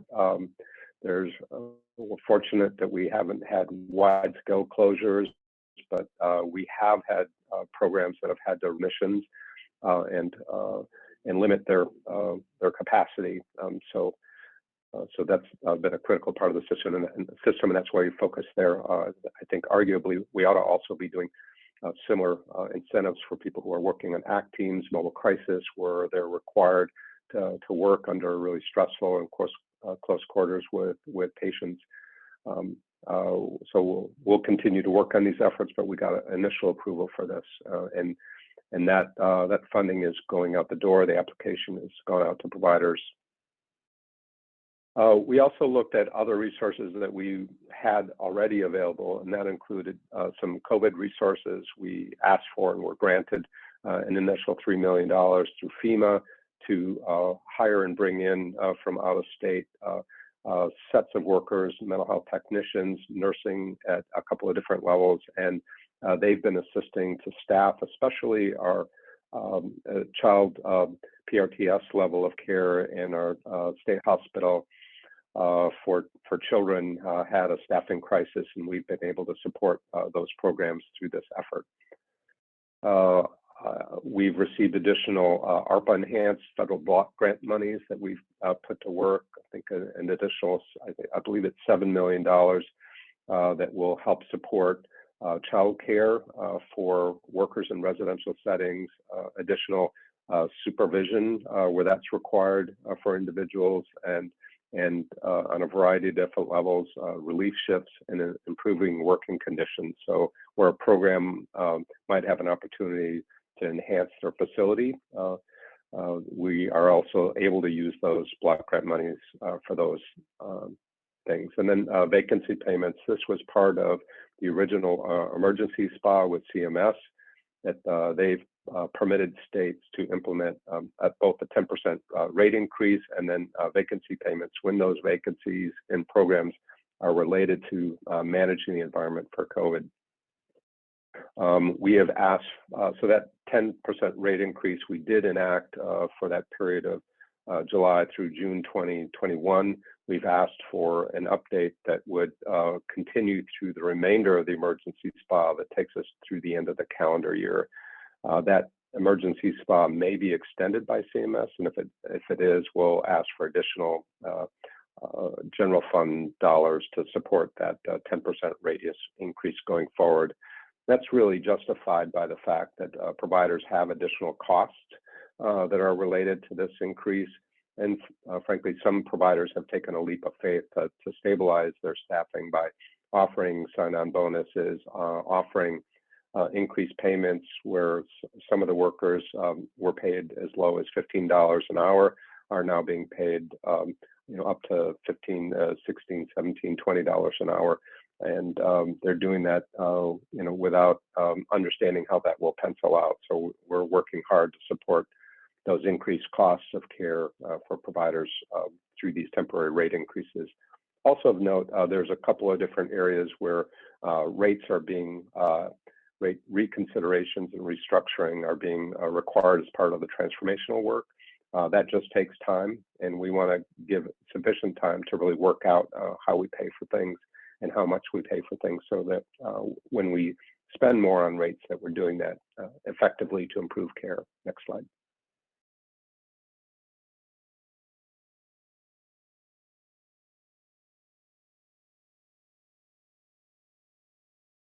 So now we want to shift from that short-term to the transformation work. And as I mentioned, there's a tension between short-term work that we need to stabilize the system, so we have a system to transform, frankly, and the transformation itself.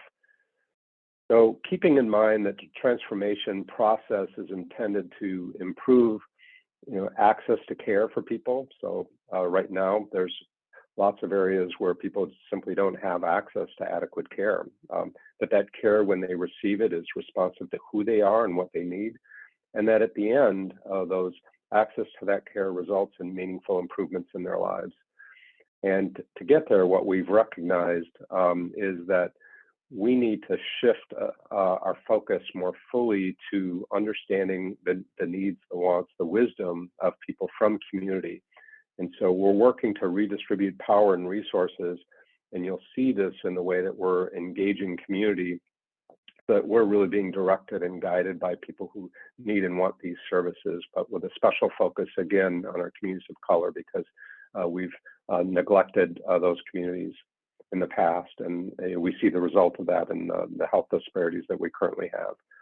So we're recentering our focus on the people we serve. We're building relationships and working in partnership with communities. We're doing that in really intentional and structured ways, and in a variety of ways. We're working to break down barriers to community participation, and so it's we're not using sort of a one-size-fits-all. We're working to be innovative and finding new ways to engage with community. We're holding ourselves and those that we contract and regulate accountable to communities for those outcomes. And we want to lead by example by aligning support for those priorities across the agency. Next slide.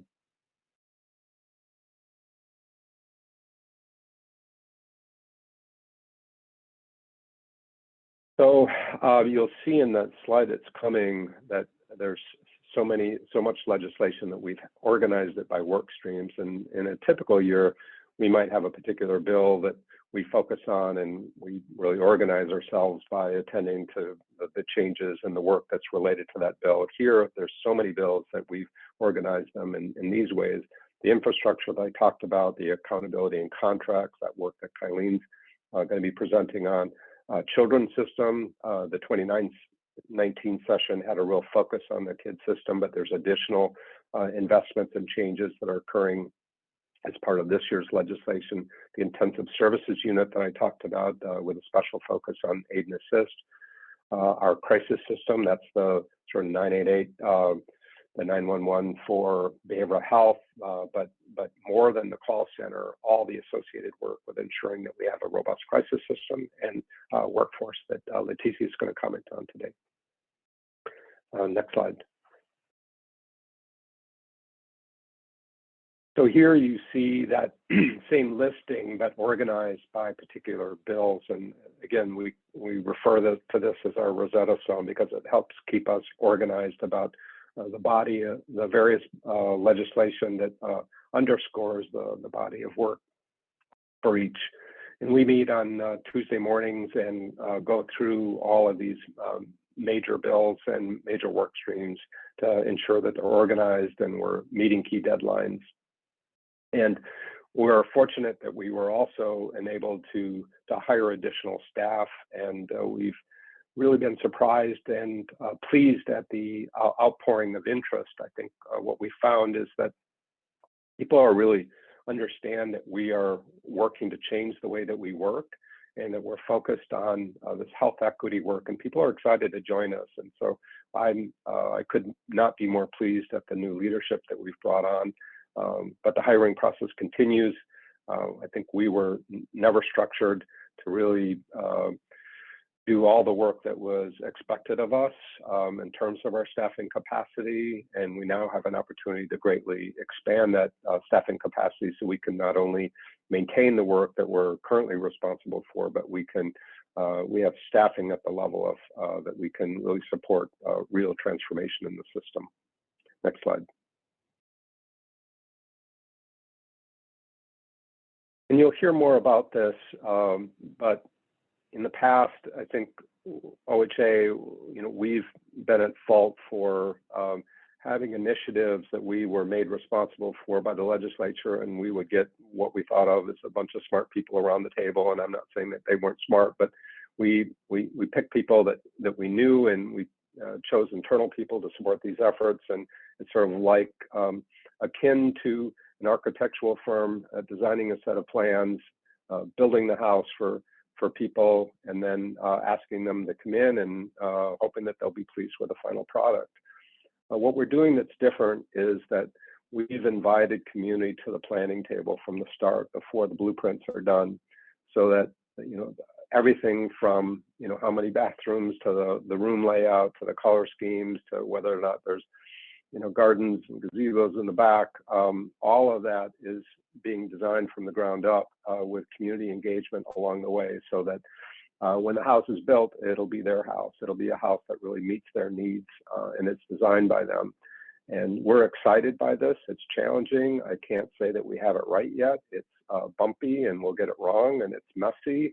But I think it's really the right way to go. And we're learning a lot at OHA, and that needs to happen if we're truly going to help transform the healthcare system and behavioral health in the process. Next slide. This is sort of a snapshot of what our process flow looks like for these various work groups that we're hearing, that we're standing up, and you'll hear examples of this from Kylene and Leticia. This particular diagram was created for the 988 crisis system, and there we have two related committees. One is an equity committee where we have strong representation from our communities of color, and the other is a lived experience committee where we have really strong representation from people with lived experience or family members. And both of those groups are responsible for taking a look at this 988 crisis system, all the way from the call center itself to what changes that we need in our mobile crisis and mobile response, and eventually will help us shape and design a set of crisis receiving centers, something other than emergency departments and jails where people too often who are in crisis end up. So they are meeting weekly and providing feedback that will be turned into policy. That all flows and is supported through OHA. That will eventually result in changes to minimum standards, policy requirements, minimum requirements. We have, you'll see that arrow over to the right, and sorry, this is a complicated diagram. I should have a way to highlight it, but we have providers and stakeholders who are being engaged along the way. Eventually, those changes will result in assessment of workforce needs and funding needs and accountability needs, and ultimately then to changes to statute, rules, contracts, and performance indicators and funding strategies, et cetera. So the whole thing, though, starts, the takeaway here is with conversations and being directed by people from our communities of color and those with lived experience. And those conversations really are remarkable. Next slide. So sort of the last few slides that I'll take before turning it over to Kylene relate to some questions that we've received from you all, and just want to address those quickly. And I'm also happy to take questions at the end of my segment, unless we want to wait for completion of our presentation as a whole. So one of the questions is how we're being transparent about selecting those individuals for our advisory committees associated with these new investments. How are we bringing transparency around the rollout of the funding? And what's the timing and timeline and stakeholder engagement process? Next slide.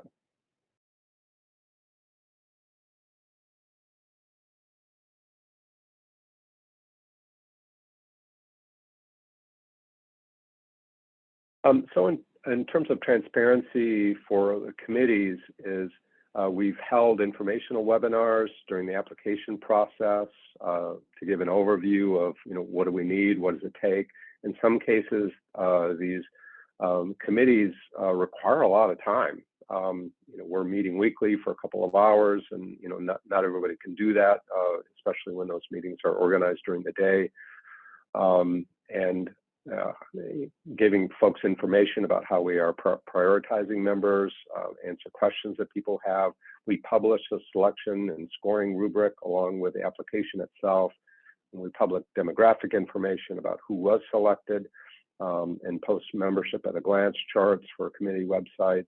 And so we're working hard to give people lots of information and opportunity to apply, and we're working to be clear about why we're selecting the people that we are.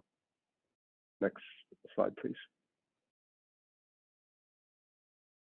Related to funding, so depending on which particular funding stream we're talking about, we do send out letters to partners. We have newsletters. We have community meetings and presentations to standing groups.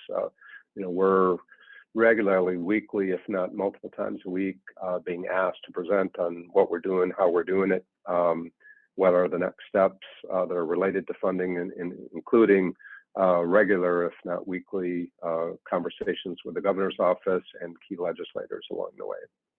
Next slide.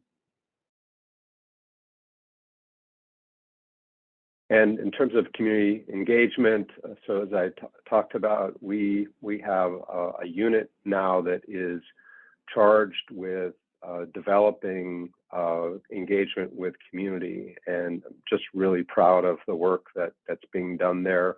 That group is being built out. We have a consultation with formal advisory groups. We also work with less formal community-based work groups. That's that 988 advisory group. There's others that, again, Leticia and Kylene will talk about, that are some of which are designated through the legislation, the membership of that. We also do one-on-one small group conversation engagement. You see the names there: Brandy Humsley, Alfonso Ramirez, Daniel Garcia, and Walton Barrow are all part of that team I just mentioned, that equity inclusion team embedded within behavioral health, that are all experts in this area and engaging with the community and bring that expertise to us. The work doesn't, though, I want to make it clear that the work is not just on them. Their job is to help guide us at OHA and in behavioral health in particular about how to do this work. It's everybody's business to do this equity work, and especially mine. So the responsibility ultimately falls to all of us, but these are individuals that bring that special expertise to this process. We have rules advisory committees, webinars, remote community meetings, and there's a newly launched community consultation meeting. I lay all this out, but as a work in progress, we're proud of the way that we're shifting how we're doing this work, and we're already seeing real impacts from doing just that. But we are learning every day and along the way, and this work is humbling, it's fascinating, it's incredibly important. And I can't say that we have it right yet, but we are a work in progress. I think that might be it for my slides, but let's flip one more, please. That's it. So I just leave it to you folks, whether you want to pause for questions or have us go through the rest of our presentation. I will note that we all do have hard stops at 11, so just for time management. Questions or comments for Steve?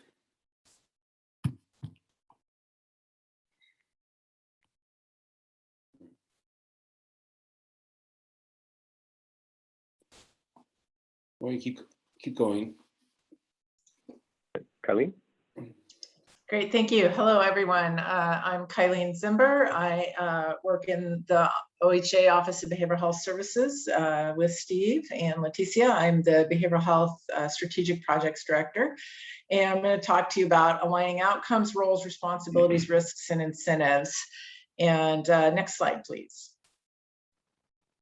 So in House Bill 2086, at the end of the 2021 session, the legislature passed and the governor signed this bill that establishes a behavioral health committee, which is actually a committee of the Oregon Health Policy Board. And the tasks of the committee include establishing quality metrics for behavioral health, and particularly focused on CCOs, healthcare providers, counties, and other government entities. Also establishing incentives to improve the quality of services. And the metrics and incentives need to be identified and designed to do the following things, improving timely access, reducing hospitalization, reducing overdoses, improving integration between physical and behavioral health care, and then ensuring that folks are supported in the least restrictive environments that meet their needs. This sort of list of what we're tasked to do has truly been informed through a long series of conversations and committed conversations with folks through, for example, the Governor's Behavioral Health Advisory Committee that convened a few years back, and committees before then, as well as all the other input that's been received through time, and then culminated in this legislative process. And these were some of the areas of focus. It's not the only areas of focus, and this committee may come up with other things that they also feel are really critical, but this is our starting point. Next slide. There are also some additional goals laid out for the Behavioral Health Committee in our budget, in the OHA budget, which is House Bill 5024, and there's a specific budget note that has us also needing to align all of our contracts to ensure that we're preventing hospitalization, criminalization, homelessness, and eliminating health inequities. There's also further direction in both the budget bill and House Bill 2086 that says that OHA will implement a process for collecting outcome data and reporting that data back to you, the Oregon Health Policy Board. Next slide.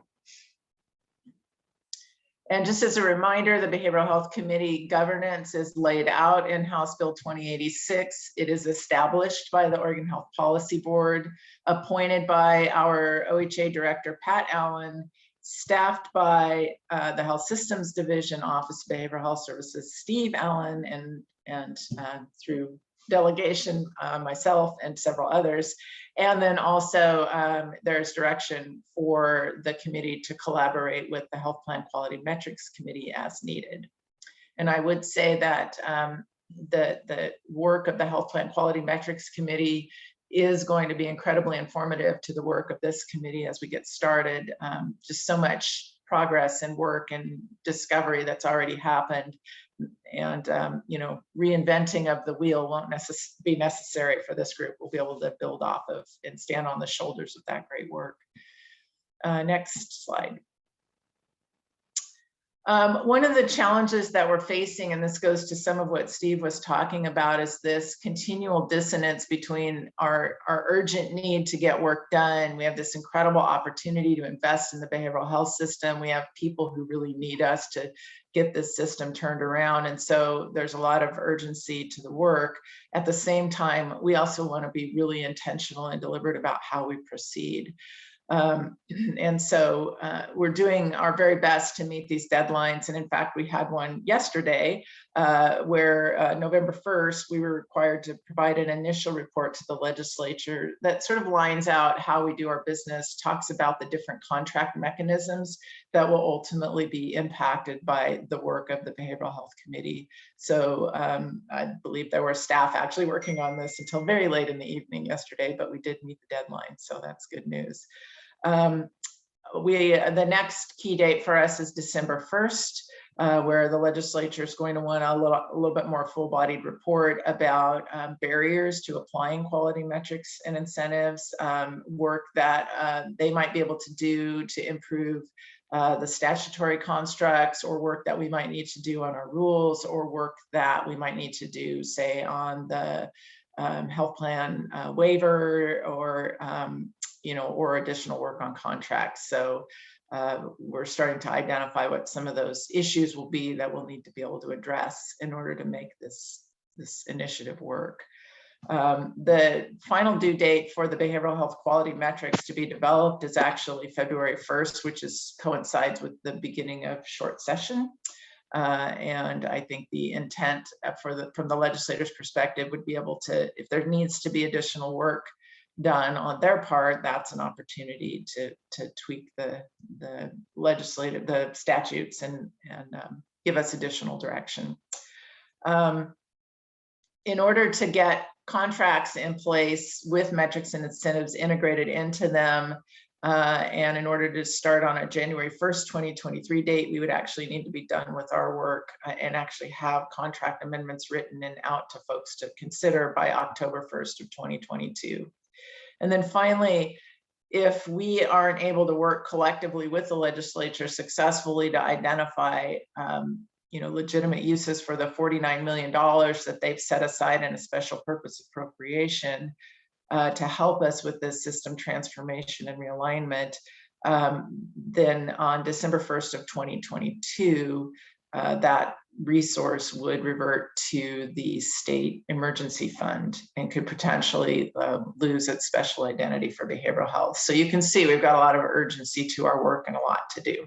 Next slide. The Behavioral Health Committee is actually listed in statute by representation, and these are the statutory voting members. And I'm not going to go through a lot of it, but you can see that this goes on for this page and then the next page. Next slide. Again, more of the statutory voting members. And then that last item, and I'll talk a little bit more about the committee here in a minute, that last item also allows us to determine if additional membership is needed. And in going through the process that we have for establishing committees, we determine that we actually need an additional 10 members, and I'll describe that in a moment. Next slide. There are also some named non-voting members. We also added on Department of Justice after talking with them, or the Judicial Department, I'm sorry, after talking with the courts who definitely have an interest in how this work proceeds. And next slide. And so this is really a good moment in this presentation to stop and also address some additional questions that we had heard through the Oregon Health Policy Board related to committee selection. And this is really a good example of how that worked in this particular case, particularly what was our process for selecting, how was it decided who would be on the committee, and was there a vetting process? Next slide, please. So I'm going to take just a moment to talk a little bit philosophically, and then I'll go into some of the specifics. So this is one of these iceberg slides. Some people may have seen these. I know I've seen them in a variety of settings. This is one of the theoretical constructs that's sort of guiding us, where there's a lot that you can see above the water, but it's really driven by what's underneath. Part of the work that we have to do to truly impact our outcomes and define what actions we should be taking is to really get all the way down to those perceptions, beliefs, biases, and first thoughts. And so with that, and using the advice of the experts that Steve was sharing with you earlier, we've begun to work on this in the way that we develop and think about how we select our committees who advise us and direct our work. Next slide. And so we've actually come up with quite a few new ways that we relate with community, and some of those definitely played into how we selected this committee. We have outreach and engagement with community through a variety of channels. And again, Steve covered a lot of those. And again, our goal here is to achieve the goal of redistribution of power so that we are community directed and OHA supported. So the committee is really representing community and then directing us, and then we support the work of that committee. So in the recruitment process for our committees, we think it's really important that we weight the actual overall distribution of committee members so that we have at least 51% of the folks on our committees who represent communities who've been disproportionately impacted by health inequities and people with lived experience.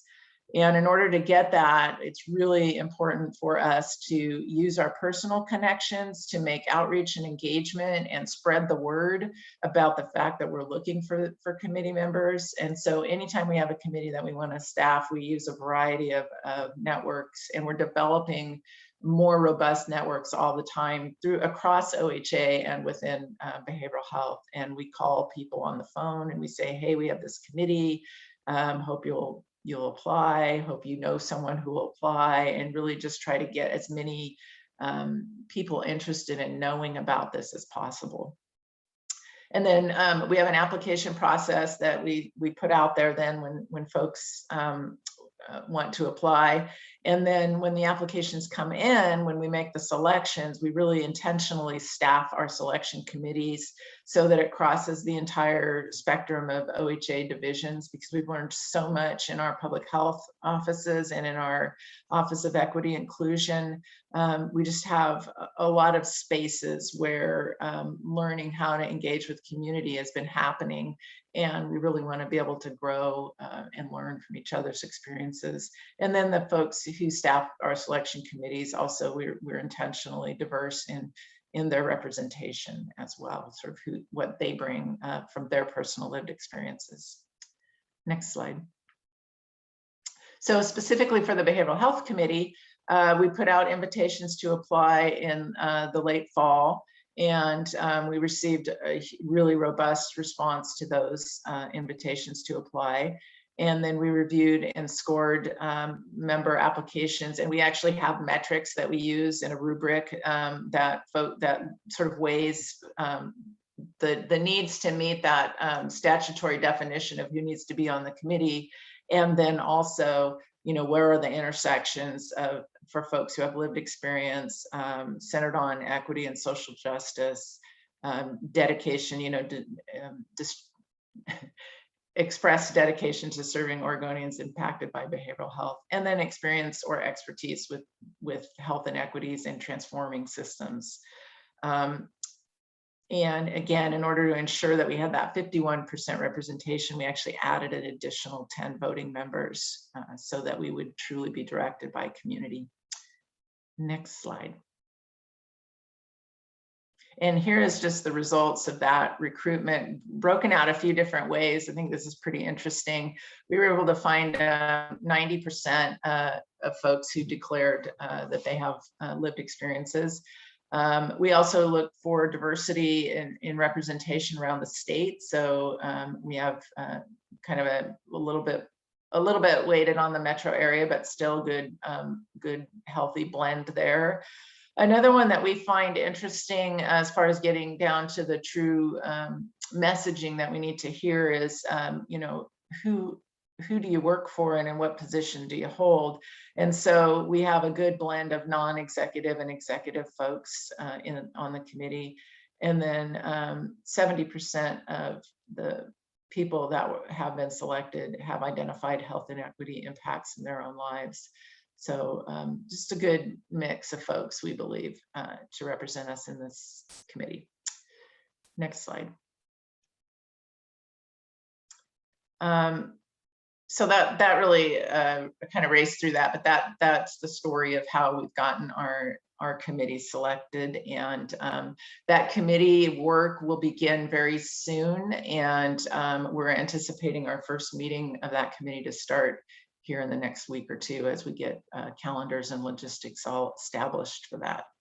We also have a contractor, a facilitator who's working with us, who has experience facilitating these kinds of committees and helping us get started and get the committee up to a good start. And they're on board as well. So we're hoping that we'll be able to get off to a quick and yet transformative start. Other work that's related to that we're working on is we've also been asked in a budget note to look at how we do business overall. And so we're working to set up a contract with a third-party evaluator who can look at kind of those business structures that we have, including our how we do our budget, how we staff, how we do our contracts, and really help us improve our financial transparency, our accountability, and our ongoing reporting. And in particular, focus on how we distribute resources to counties and see if we can improve on the process that we use right now through county financial assistance agreements. So and that's a fairly robust body of work that needs to happen.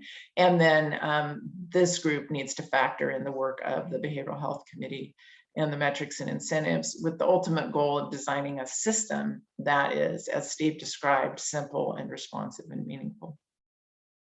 Next slide.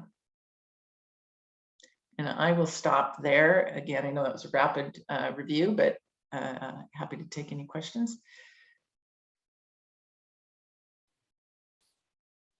Questions or comments?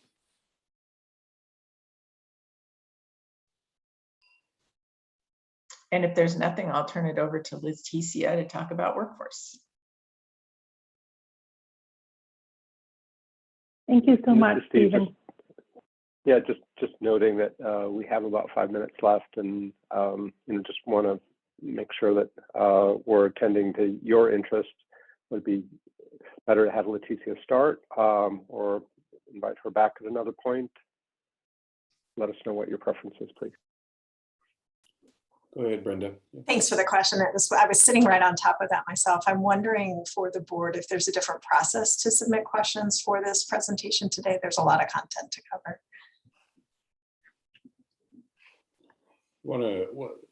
Ebony Clark had an opportunity to email some questions, and I really appreciate the group addressing those questions, but it looks like we may need some more time for discussion, Brenda. Yeah, that's what I'm thinking. I'd love to hear Leticia's presentation, and I'm suggesting perhaps there's a different mechanism that we submit questions or follow up today. Yeah. Okay. We can take some questions by email and then bring that back to this group for further discussion. So, Leticia, would you like to finish?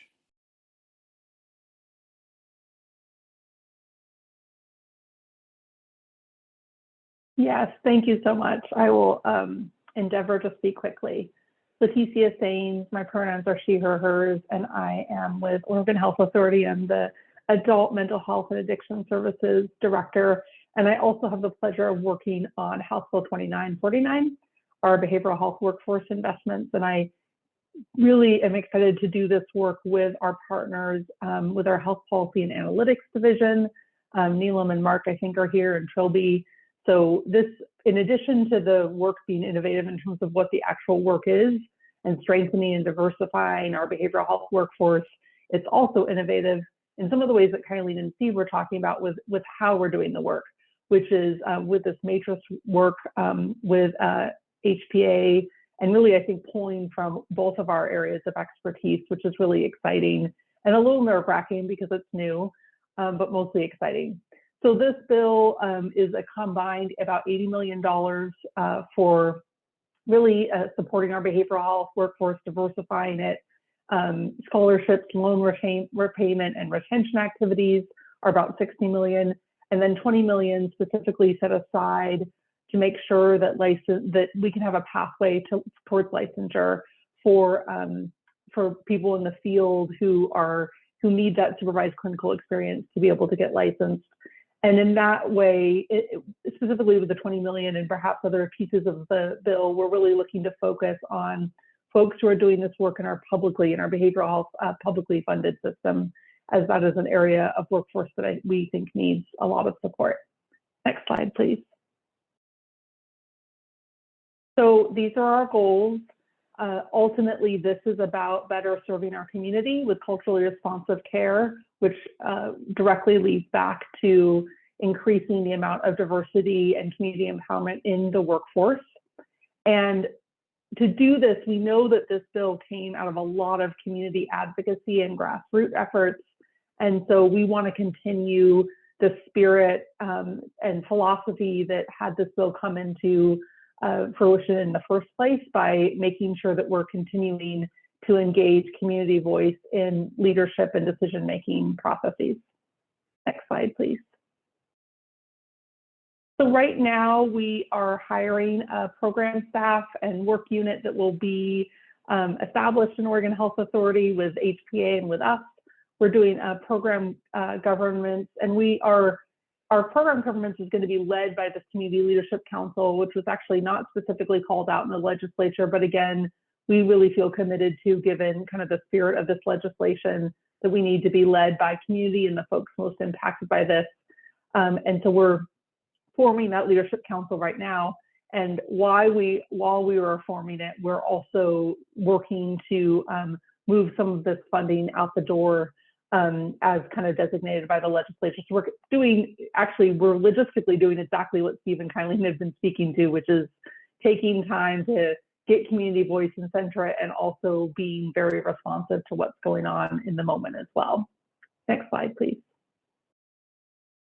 So the first round of funding that we are trying to get out to the community as quickly as possible is around clinical supervision. The legislation was relatively specific. Also, it did leave us space to do some additional work, but it was specific enough that we felt like we could get a first round of funding, about $7 million out the door, with an announcement of awards by mid-January, which is as urgent as we can possibly do it. So we're working on what the grant proposal would look like now, and we will also be recruiting reviewers for that grant proposal so we can get that funding out the door. And again, this is a work that we are really going to prioritize those folks working in our publicly funded behavioral health settings, as well as folks doing culturally specific services and therefore also culturally specific supervision. Next slide, please. So our council is going to be community owned. It's going to lead this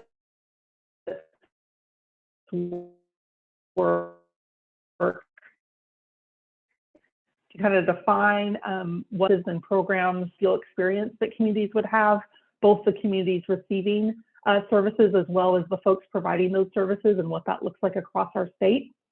And they're really going to have true leadership in terms of the overseeing and guidance of our administration of this work. Next slide, please.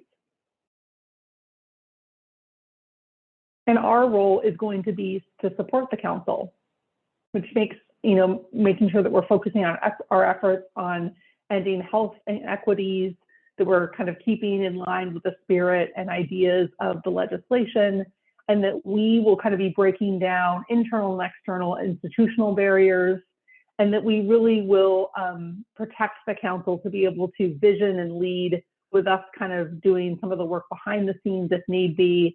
We also potentially will be doing, and often will be doing, a lot of that work with our internal and external partners as well. Next slide, please. So these are our various roles, including supporting the council. And these are kind of some of the big like buckets and areas of work that we're going to move forward with. I will highlight just briefly, I think a large part of this work is providing analytics. And this obviously is hand in hand with a lot of the other work that we're doing. How do we really demonstrate and show that these programs are having success, or areas that they need to be tweaked or refined in? We are hopeful that some of these programs will be ongoing, and we know that analytics are a really important part of telling the story of the impact that our work is having. Next slide. I think that's it for, we were going to give I think a general staffing update, but I think that's it for House Bill 2949. We really want to hear your feedback, so I apologize for not having more time, but hopefully that gives you all the general flavor of the work we're doing. We're good on meeting time. Do you have some time for a discussion, Letitia, Steve, and Colleen, or you said you had a hard stop and need to move on?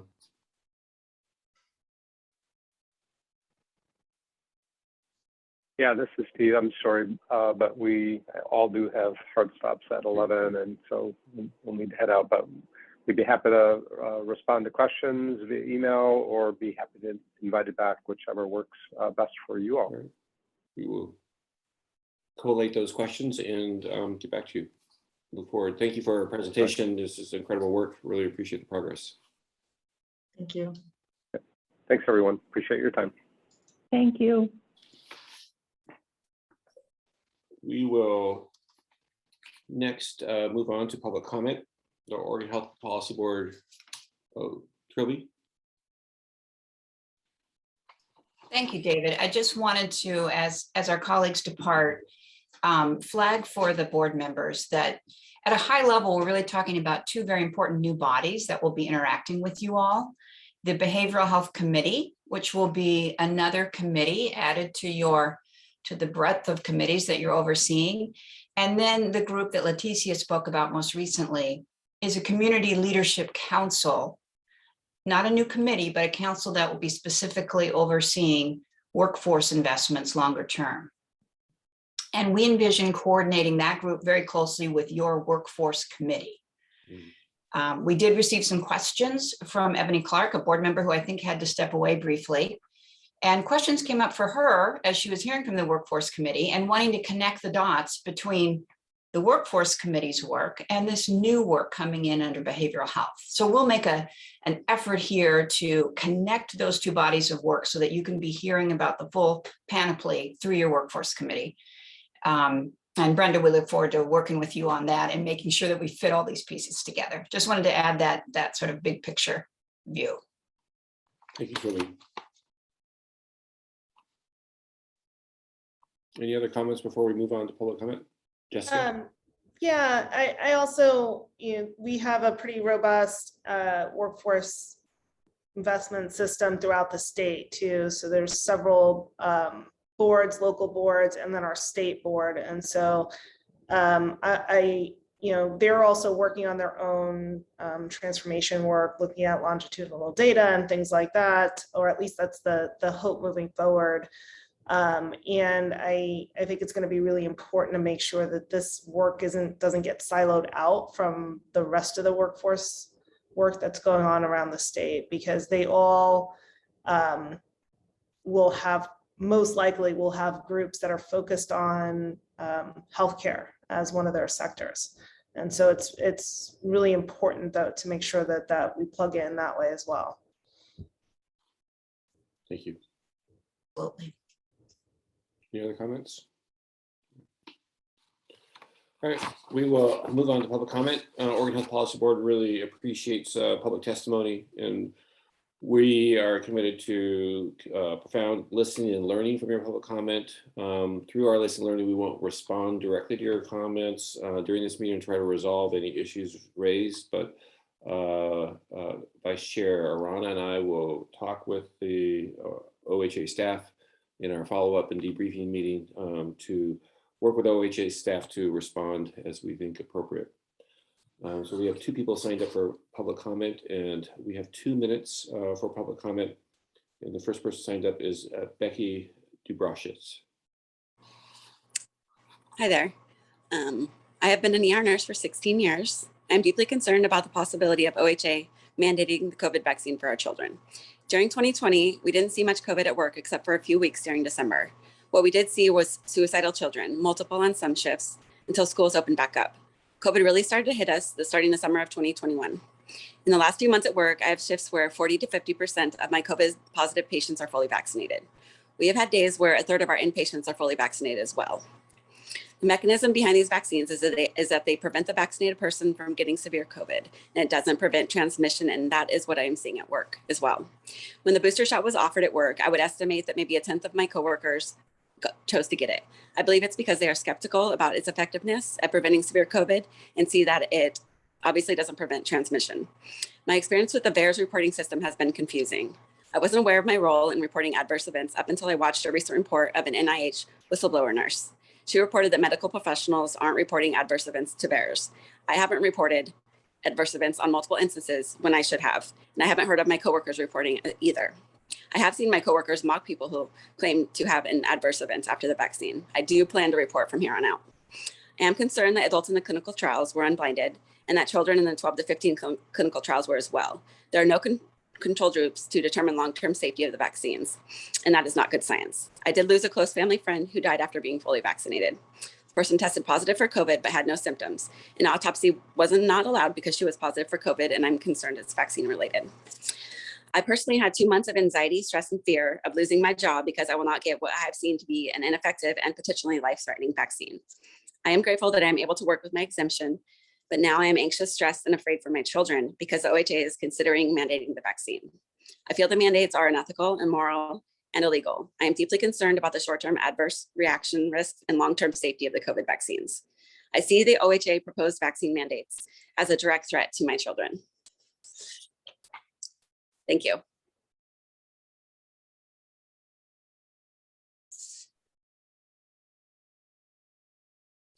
David, you're muted.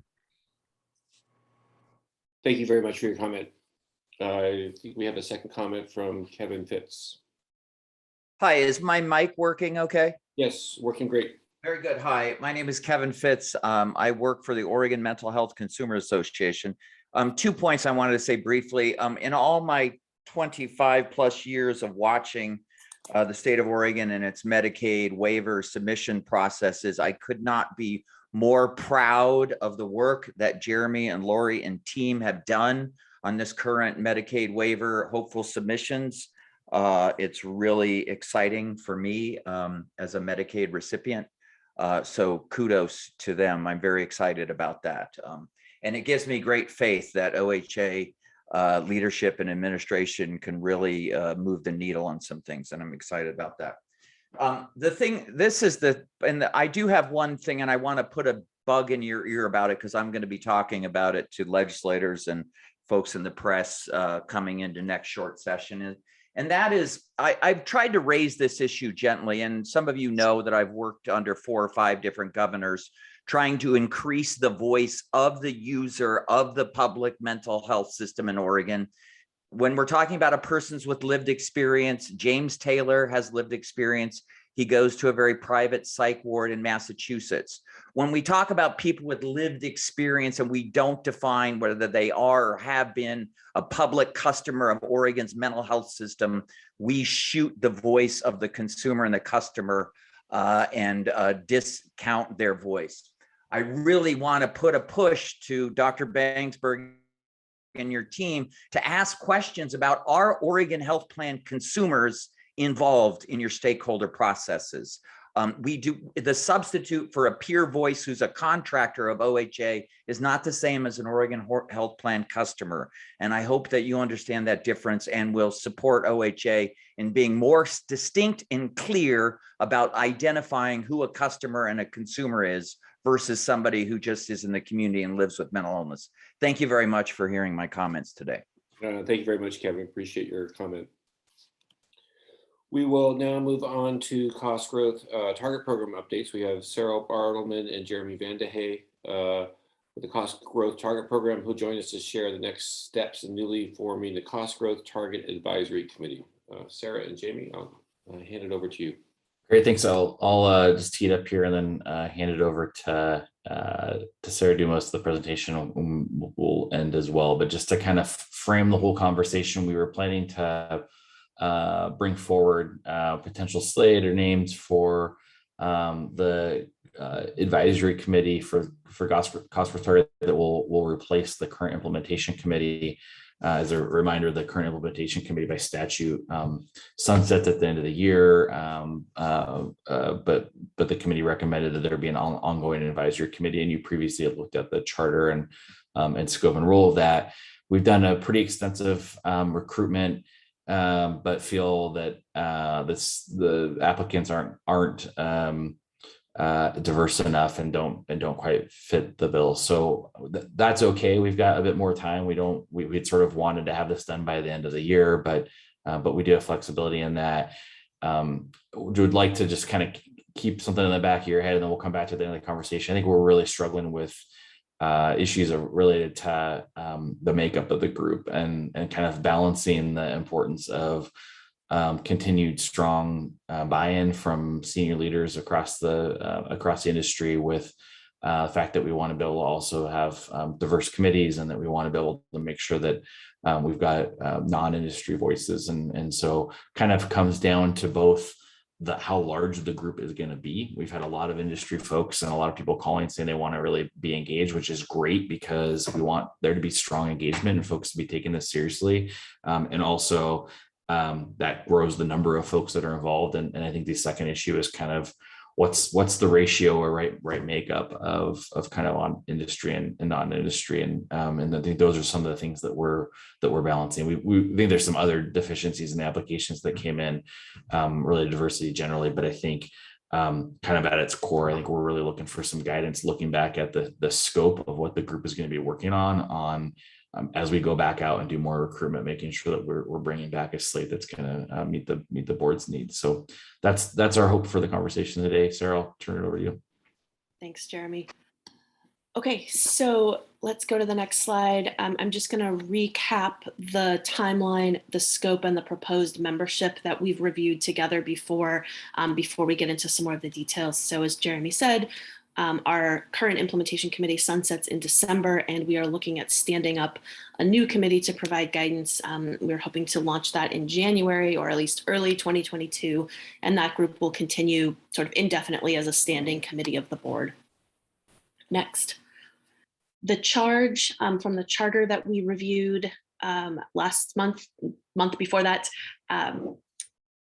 is for this advisory committee to review and understand the cost growth trends and the cost growth drivers. So what is happening in Oregon? What are the causes? What are the reasons for cost growth? To then identify and address opportunities to reduce the cost growth. And that includes monitoring progress towards the value-based payment compact and those value-based payment goals that have been set as an initial opportunity and strategy for reducing cost growth. We want the advisory committee to continue to explore opportunities to improve equity, monitor for negative impacts of the cost growth target, provide some oversight for the ongoing program implementation, inform the public hearings, and then the very specific charge that they have is to revisit the cost growth target value for 2026 to 2030. So the current implementation committee set the cost growth target value for 10 years, but with a asterisk that this next committee should revisit about halfway, check in and make sure that that target is still the correct target given what's happening in the state, nationally with economic indicators and healthcare cost growth. So one very specific body of work and then broader oversight and direction. Next. So reminder, we've talked about this before, we didn't create a specific number of seats for the advisory committee. We also don't have legislative direction with specific roles that need to be filled.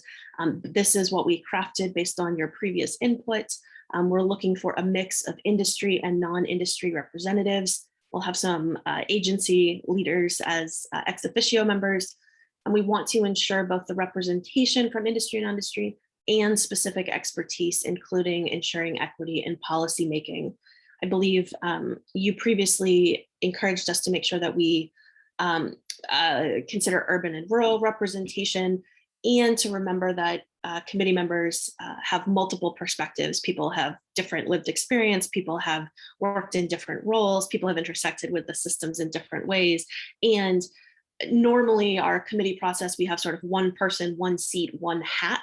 And we're trying to think a little bit broader this time where people bring multiple perspectives and someone might have both payer and employer representation from their perspective, or they might be both a provider and a healthcare financing expert. So we're trying to keep that balance, and that makes thinking about the right mix and the right number of committee members a little challenging, but just wanted to preface that we heard that feedback and we're trying to incorporate that this time around.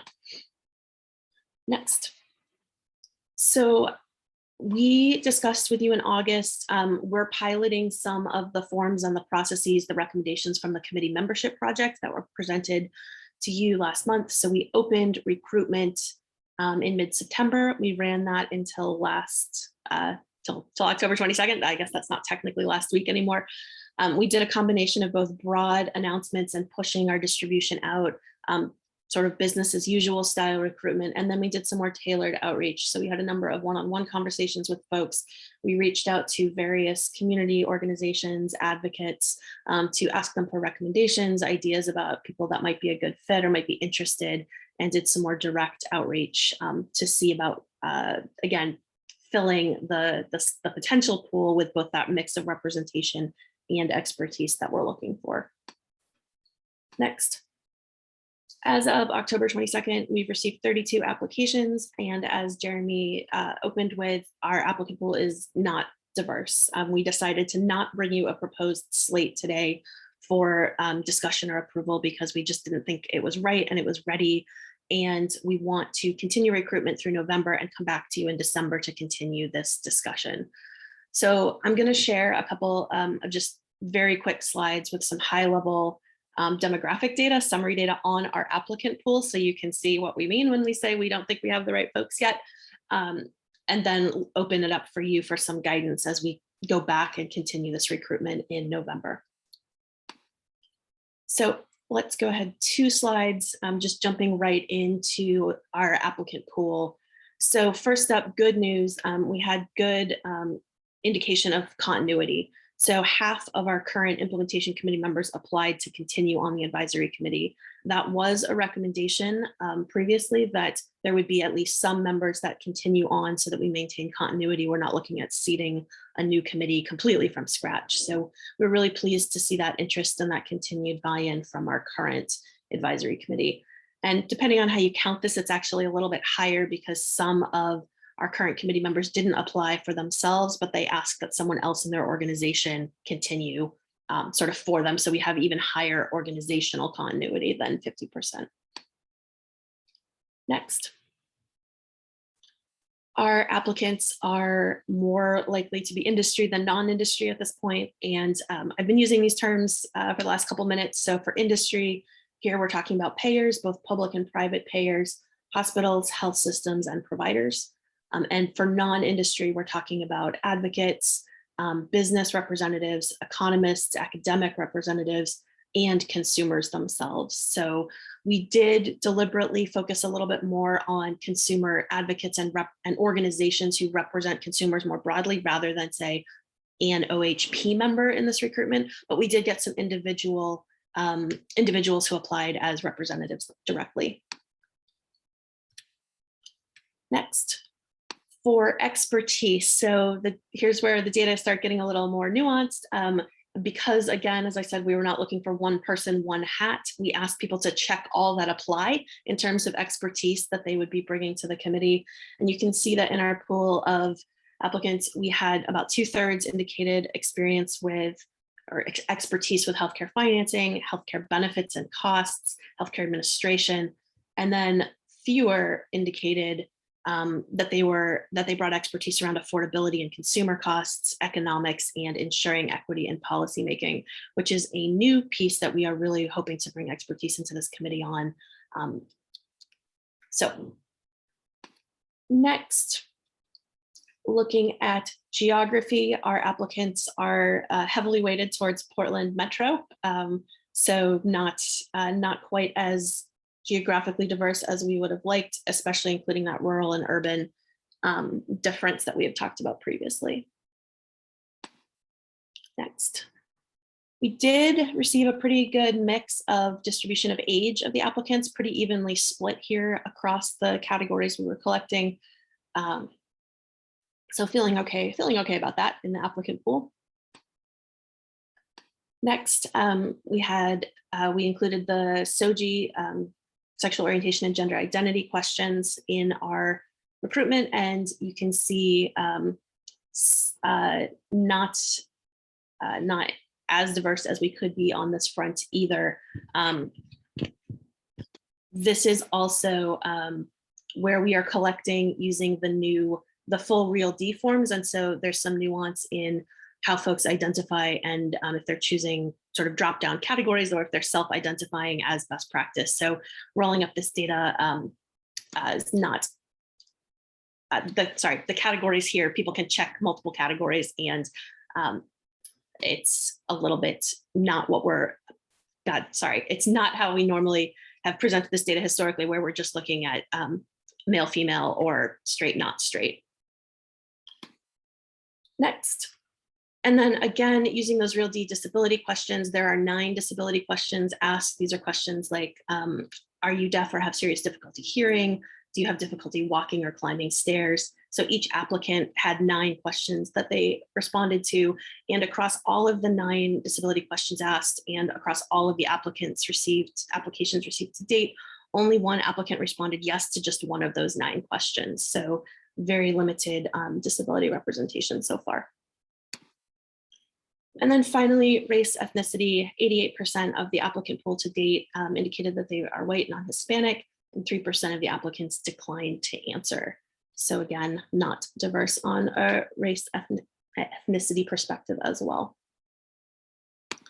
So let me stop there. That was really fast, but just wanted to give you a sense of where we were coming from when we said we didn't think this pool was ready for your approval, and open it up for some discussion about how we prioritize and your direction on what the advisory committee composition should look like.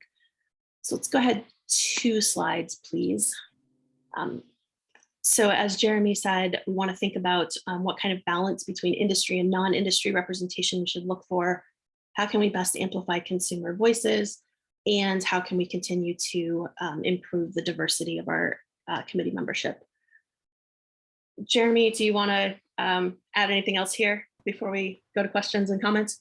I would just say again, I think not looking for a vote or anything, but I think really would hope we can get a strong indication of direction from the board and make sure that as we go out and do more recruitment that that we're bringing back a slate that meets your needs, and I think really we'll obviously work with Bill as liaison, and would also really love Kristen, you're been tracking this so closely with the previous liaison, but I think I think what I said earlier is really the issue. I think we're trying to really balance the fact that we've always sort of said, in order for this to work, in order for people to take it seriously, it requires everybody to be kind of all in and paying attention to it. And this is really about getting payers and providers collectively working around a common goal of total cost of care.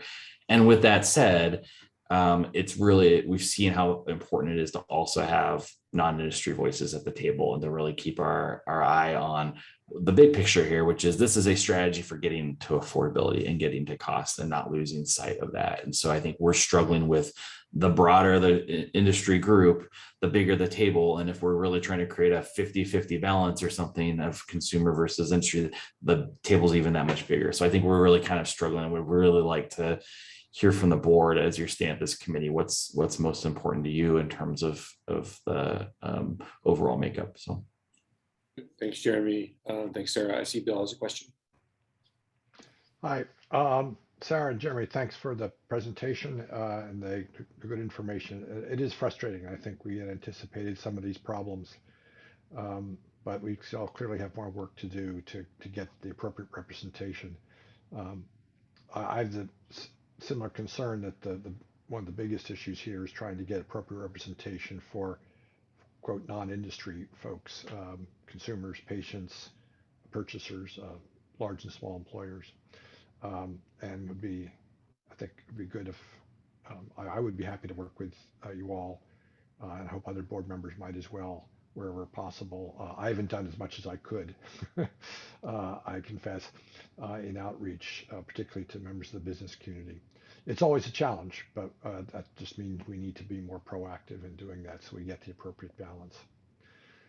So happy to work with you after this to try to take advantage of what contacts we have. A question I have, and this, I probably should have asked this weeks ago or months ago, in terms of gathering information about candidates.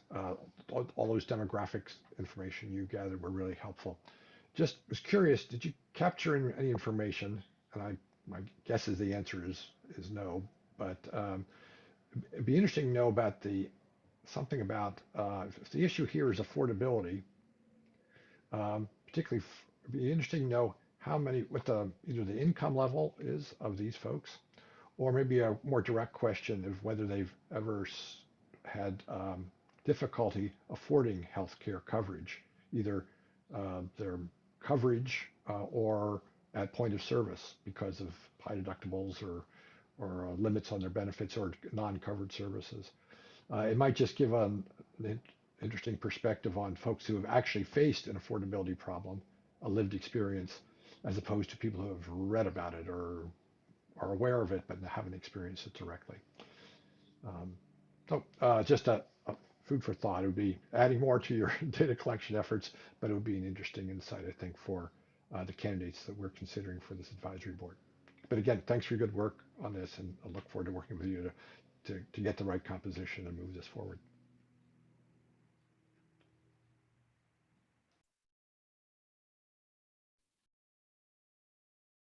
Dr. Santa? Yeah. I was on mute. Go ahead, John. Yeah. Yeah. Well, first of all, I think I've learned more when I failed at things than when I've succeeded at them. And I think it's to your credit that you've come forward like this. This is a really tough sell, if you will. And as I listened, I have tried to find some economists. Economists are particularly difficult to convince to volunteer. Maybe because they're trained around markets and things of that sort.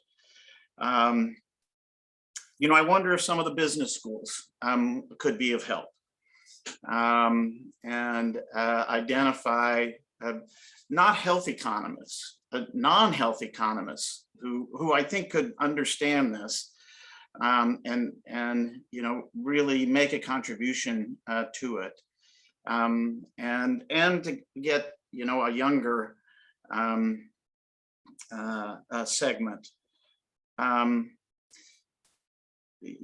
think another source is the health foundations, who do have connections all around the state. And I think some of them in particular have connections to a more diverse set of folks. I look at the geography here, and it is a challenge. And I've tried to do some of that, and it's really challenging because you follow up on contacts like that, and those folks are really busy because they're highly sought after in their communities. But I think sometimes the foundations have relationships. I think another source, but it's tricky, is folks who you might consider to be your adversaries, who spend their time in activities that probably run counter to what the prevailing views of this group would be. Again, they would probably be hard to convince, wondering, whether they really could make a difference. But I think there's a subset of those folks who are knowledgeable and passionate, and channeling their energy in this direction, might be doable. As I listened, another source would be the folks who are experiencing this, who are experiencing bankruptcy, who are experiencing instability, who are, trying to get advice. I wonder, about some of the brokers who sell Medicare policies, sell commercial policies, and so they're interacting with people who, for one reason or another, have struggled to figure out healthcare, and all, and whether some of their clientele might be appropriate for this. And especially, I think, some of the brokers who focus out of Portland. I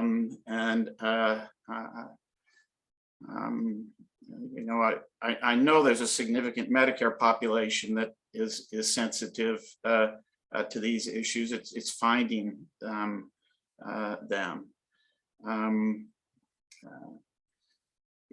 I think the folks who again help that population, the guardians, the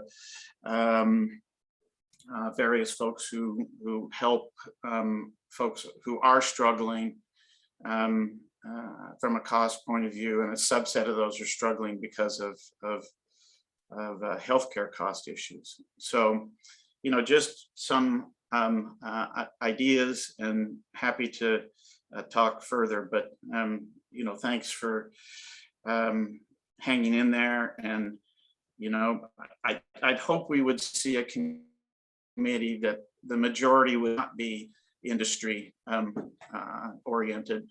I'd hope we see a committee that does have some geographic diversity, and has a lived experience diversity, very different from what you have been able to figure out so far. So thanks. Thanks, Sean. Kirsten?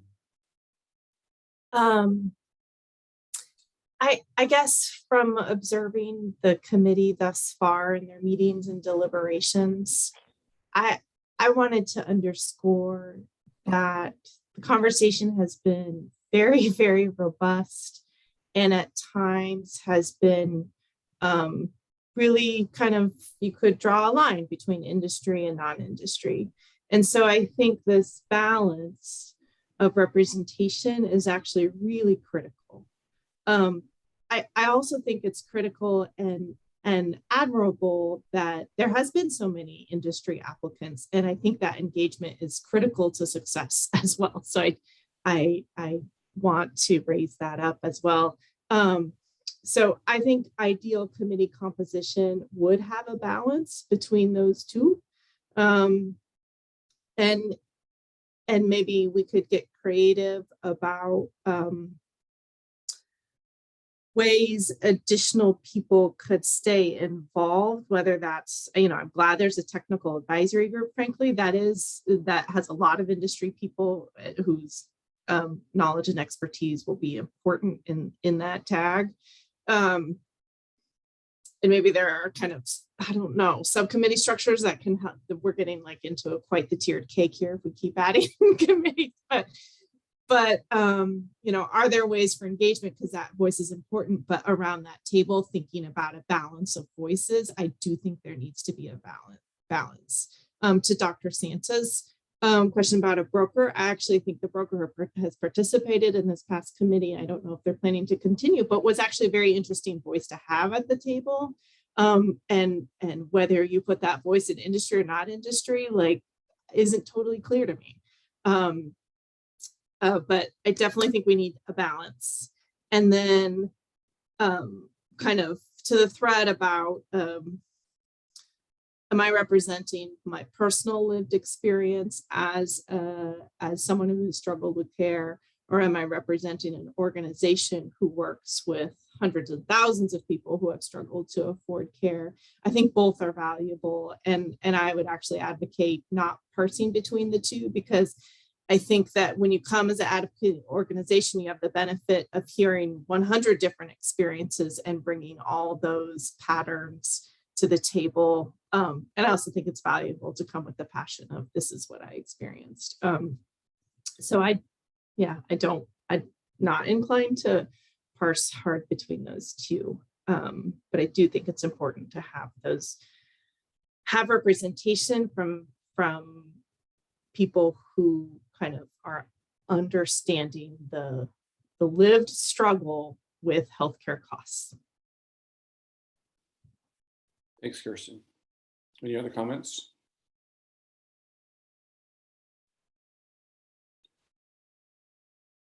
Brenda, I saw your hand was raised earlier. Do you? I think the points were well made by Dr. Santa, by Kirsten, and by Bill. My only question, I suppose, is what data is going to inform the work group itself, specifically when I think about non-industry representation. So how often that group is being fed information that's really not just anecdotal storytelling, but also this is the evidence of the number of bankruptcies that happen as a result of high cost inflation in healthcare, et cetera. Or this is the what's happening for employers specifically, and that we make sure that it's data informed as much as we talk about representation. I also want to commend you and Sarah for not bringing us an incomplete slate. I think that that's really critical, and it really, I I think acknowledges the work of the board and what we've asked for representation. Thank you, Brenda. Well, with that, I think we can end a little bit early. I want to thank all the board members for your participation today, and OHA for their great work in preparation and presentations today. So we'll look forward to seeing you all on our next meeting, Tuesday, December 7th. Hi, everyone. Hey, David. Oh, yeah, John. Yeah, go ahead. Yeah, I just would want to share with you all. I went to a 50th college reunion this last weekend. It happened to be my wife's. I'm 1 year away from my 50th reunion. There was a couple numbers that were presented that, you know, really brought our challenge to life. So this was a class of 71, people born in 1949.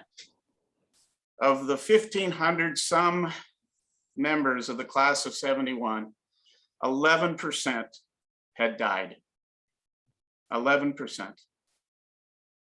The speaker had looked up, well, what percent of people born in 1949 had died in the United States? 24%. 24%. Just, you know, for somebody my age, just what a sense of disappointment and failure, really, you know, rather than, well, gosh, we all outlived our cohort. But it's just terrible to think what has happened to that cohort. So just food for thought. Sobering times indeed. But also want to thank OHA for the great work, because I think Oregon's been a leader in so many ways in responding to these difficult times. So thank you, John. Thank you, everyone. We will see you December 7th.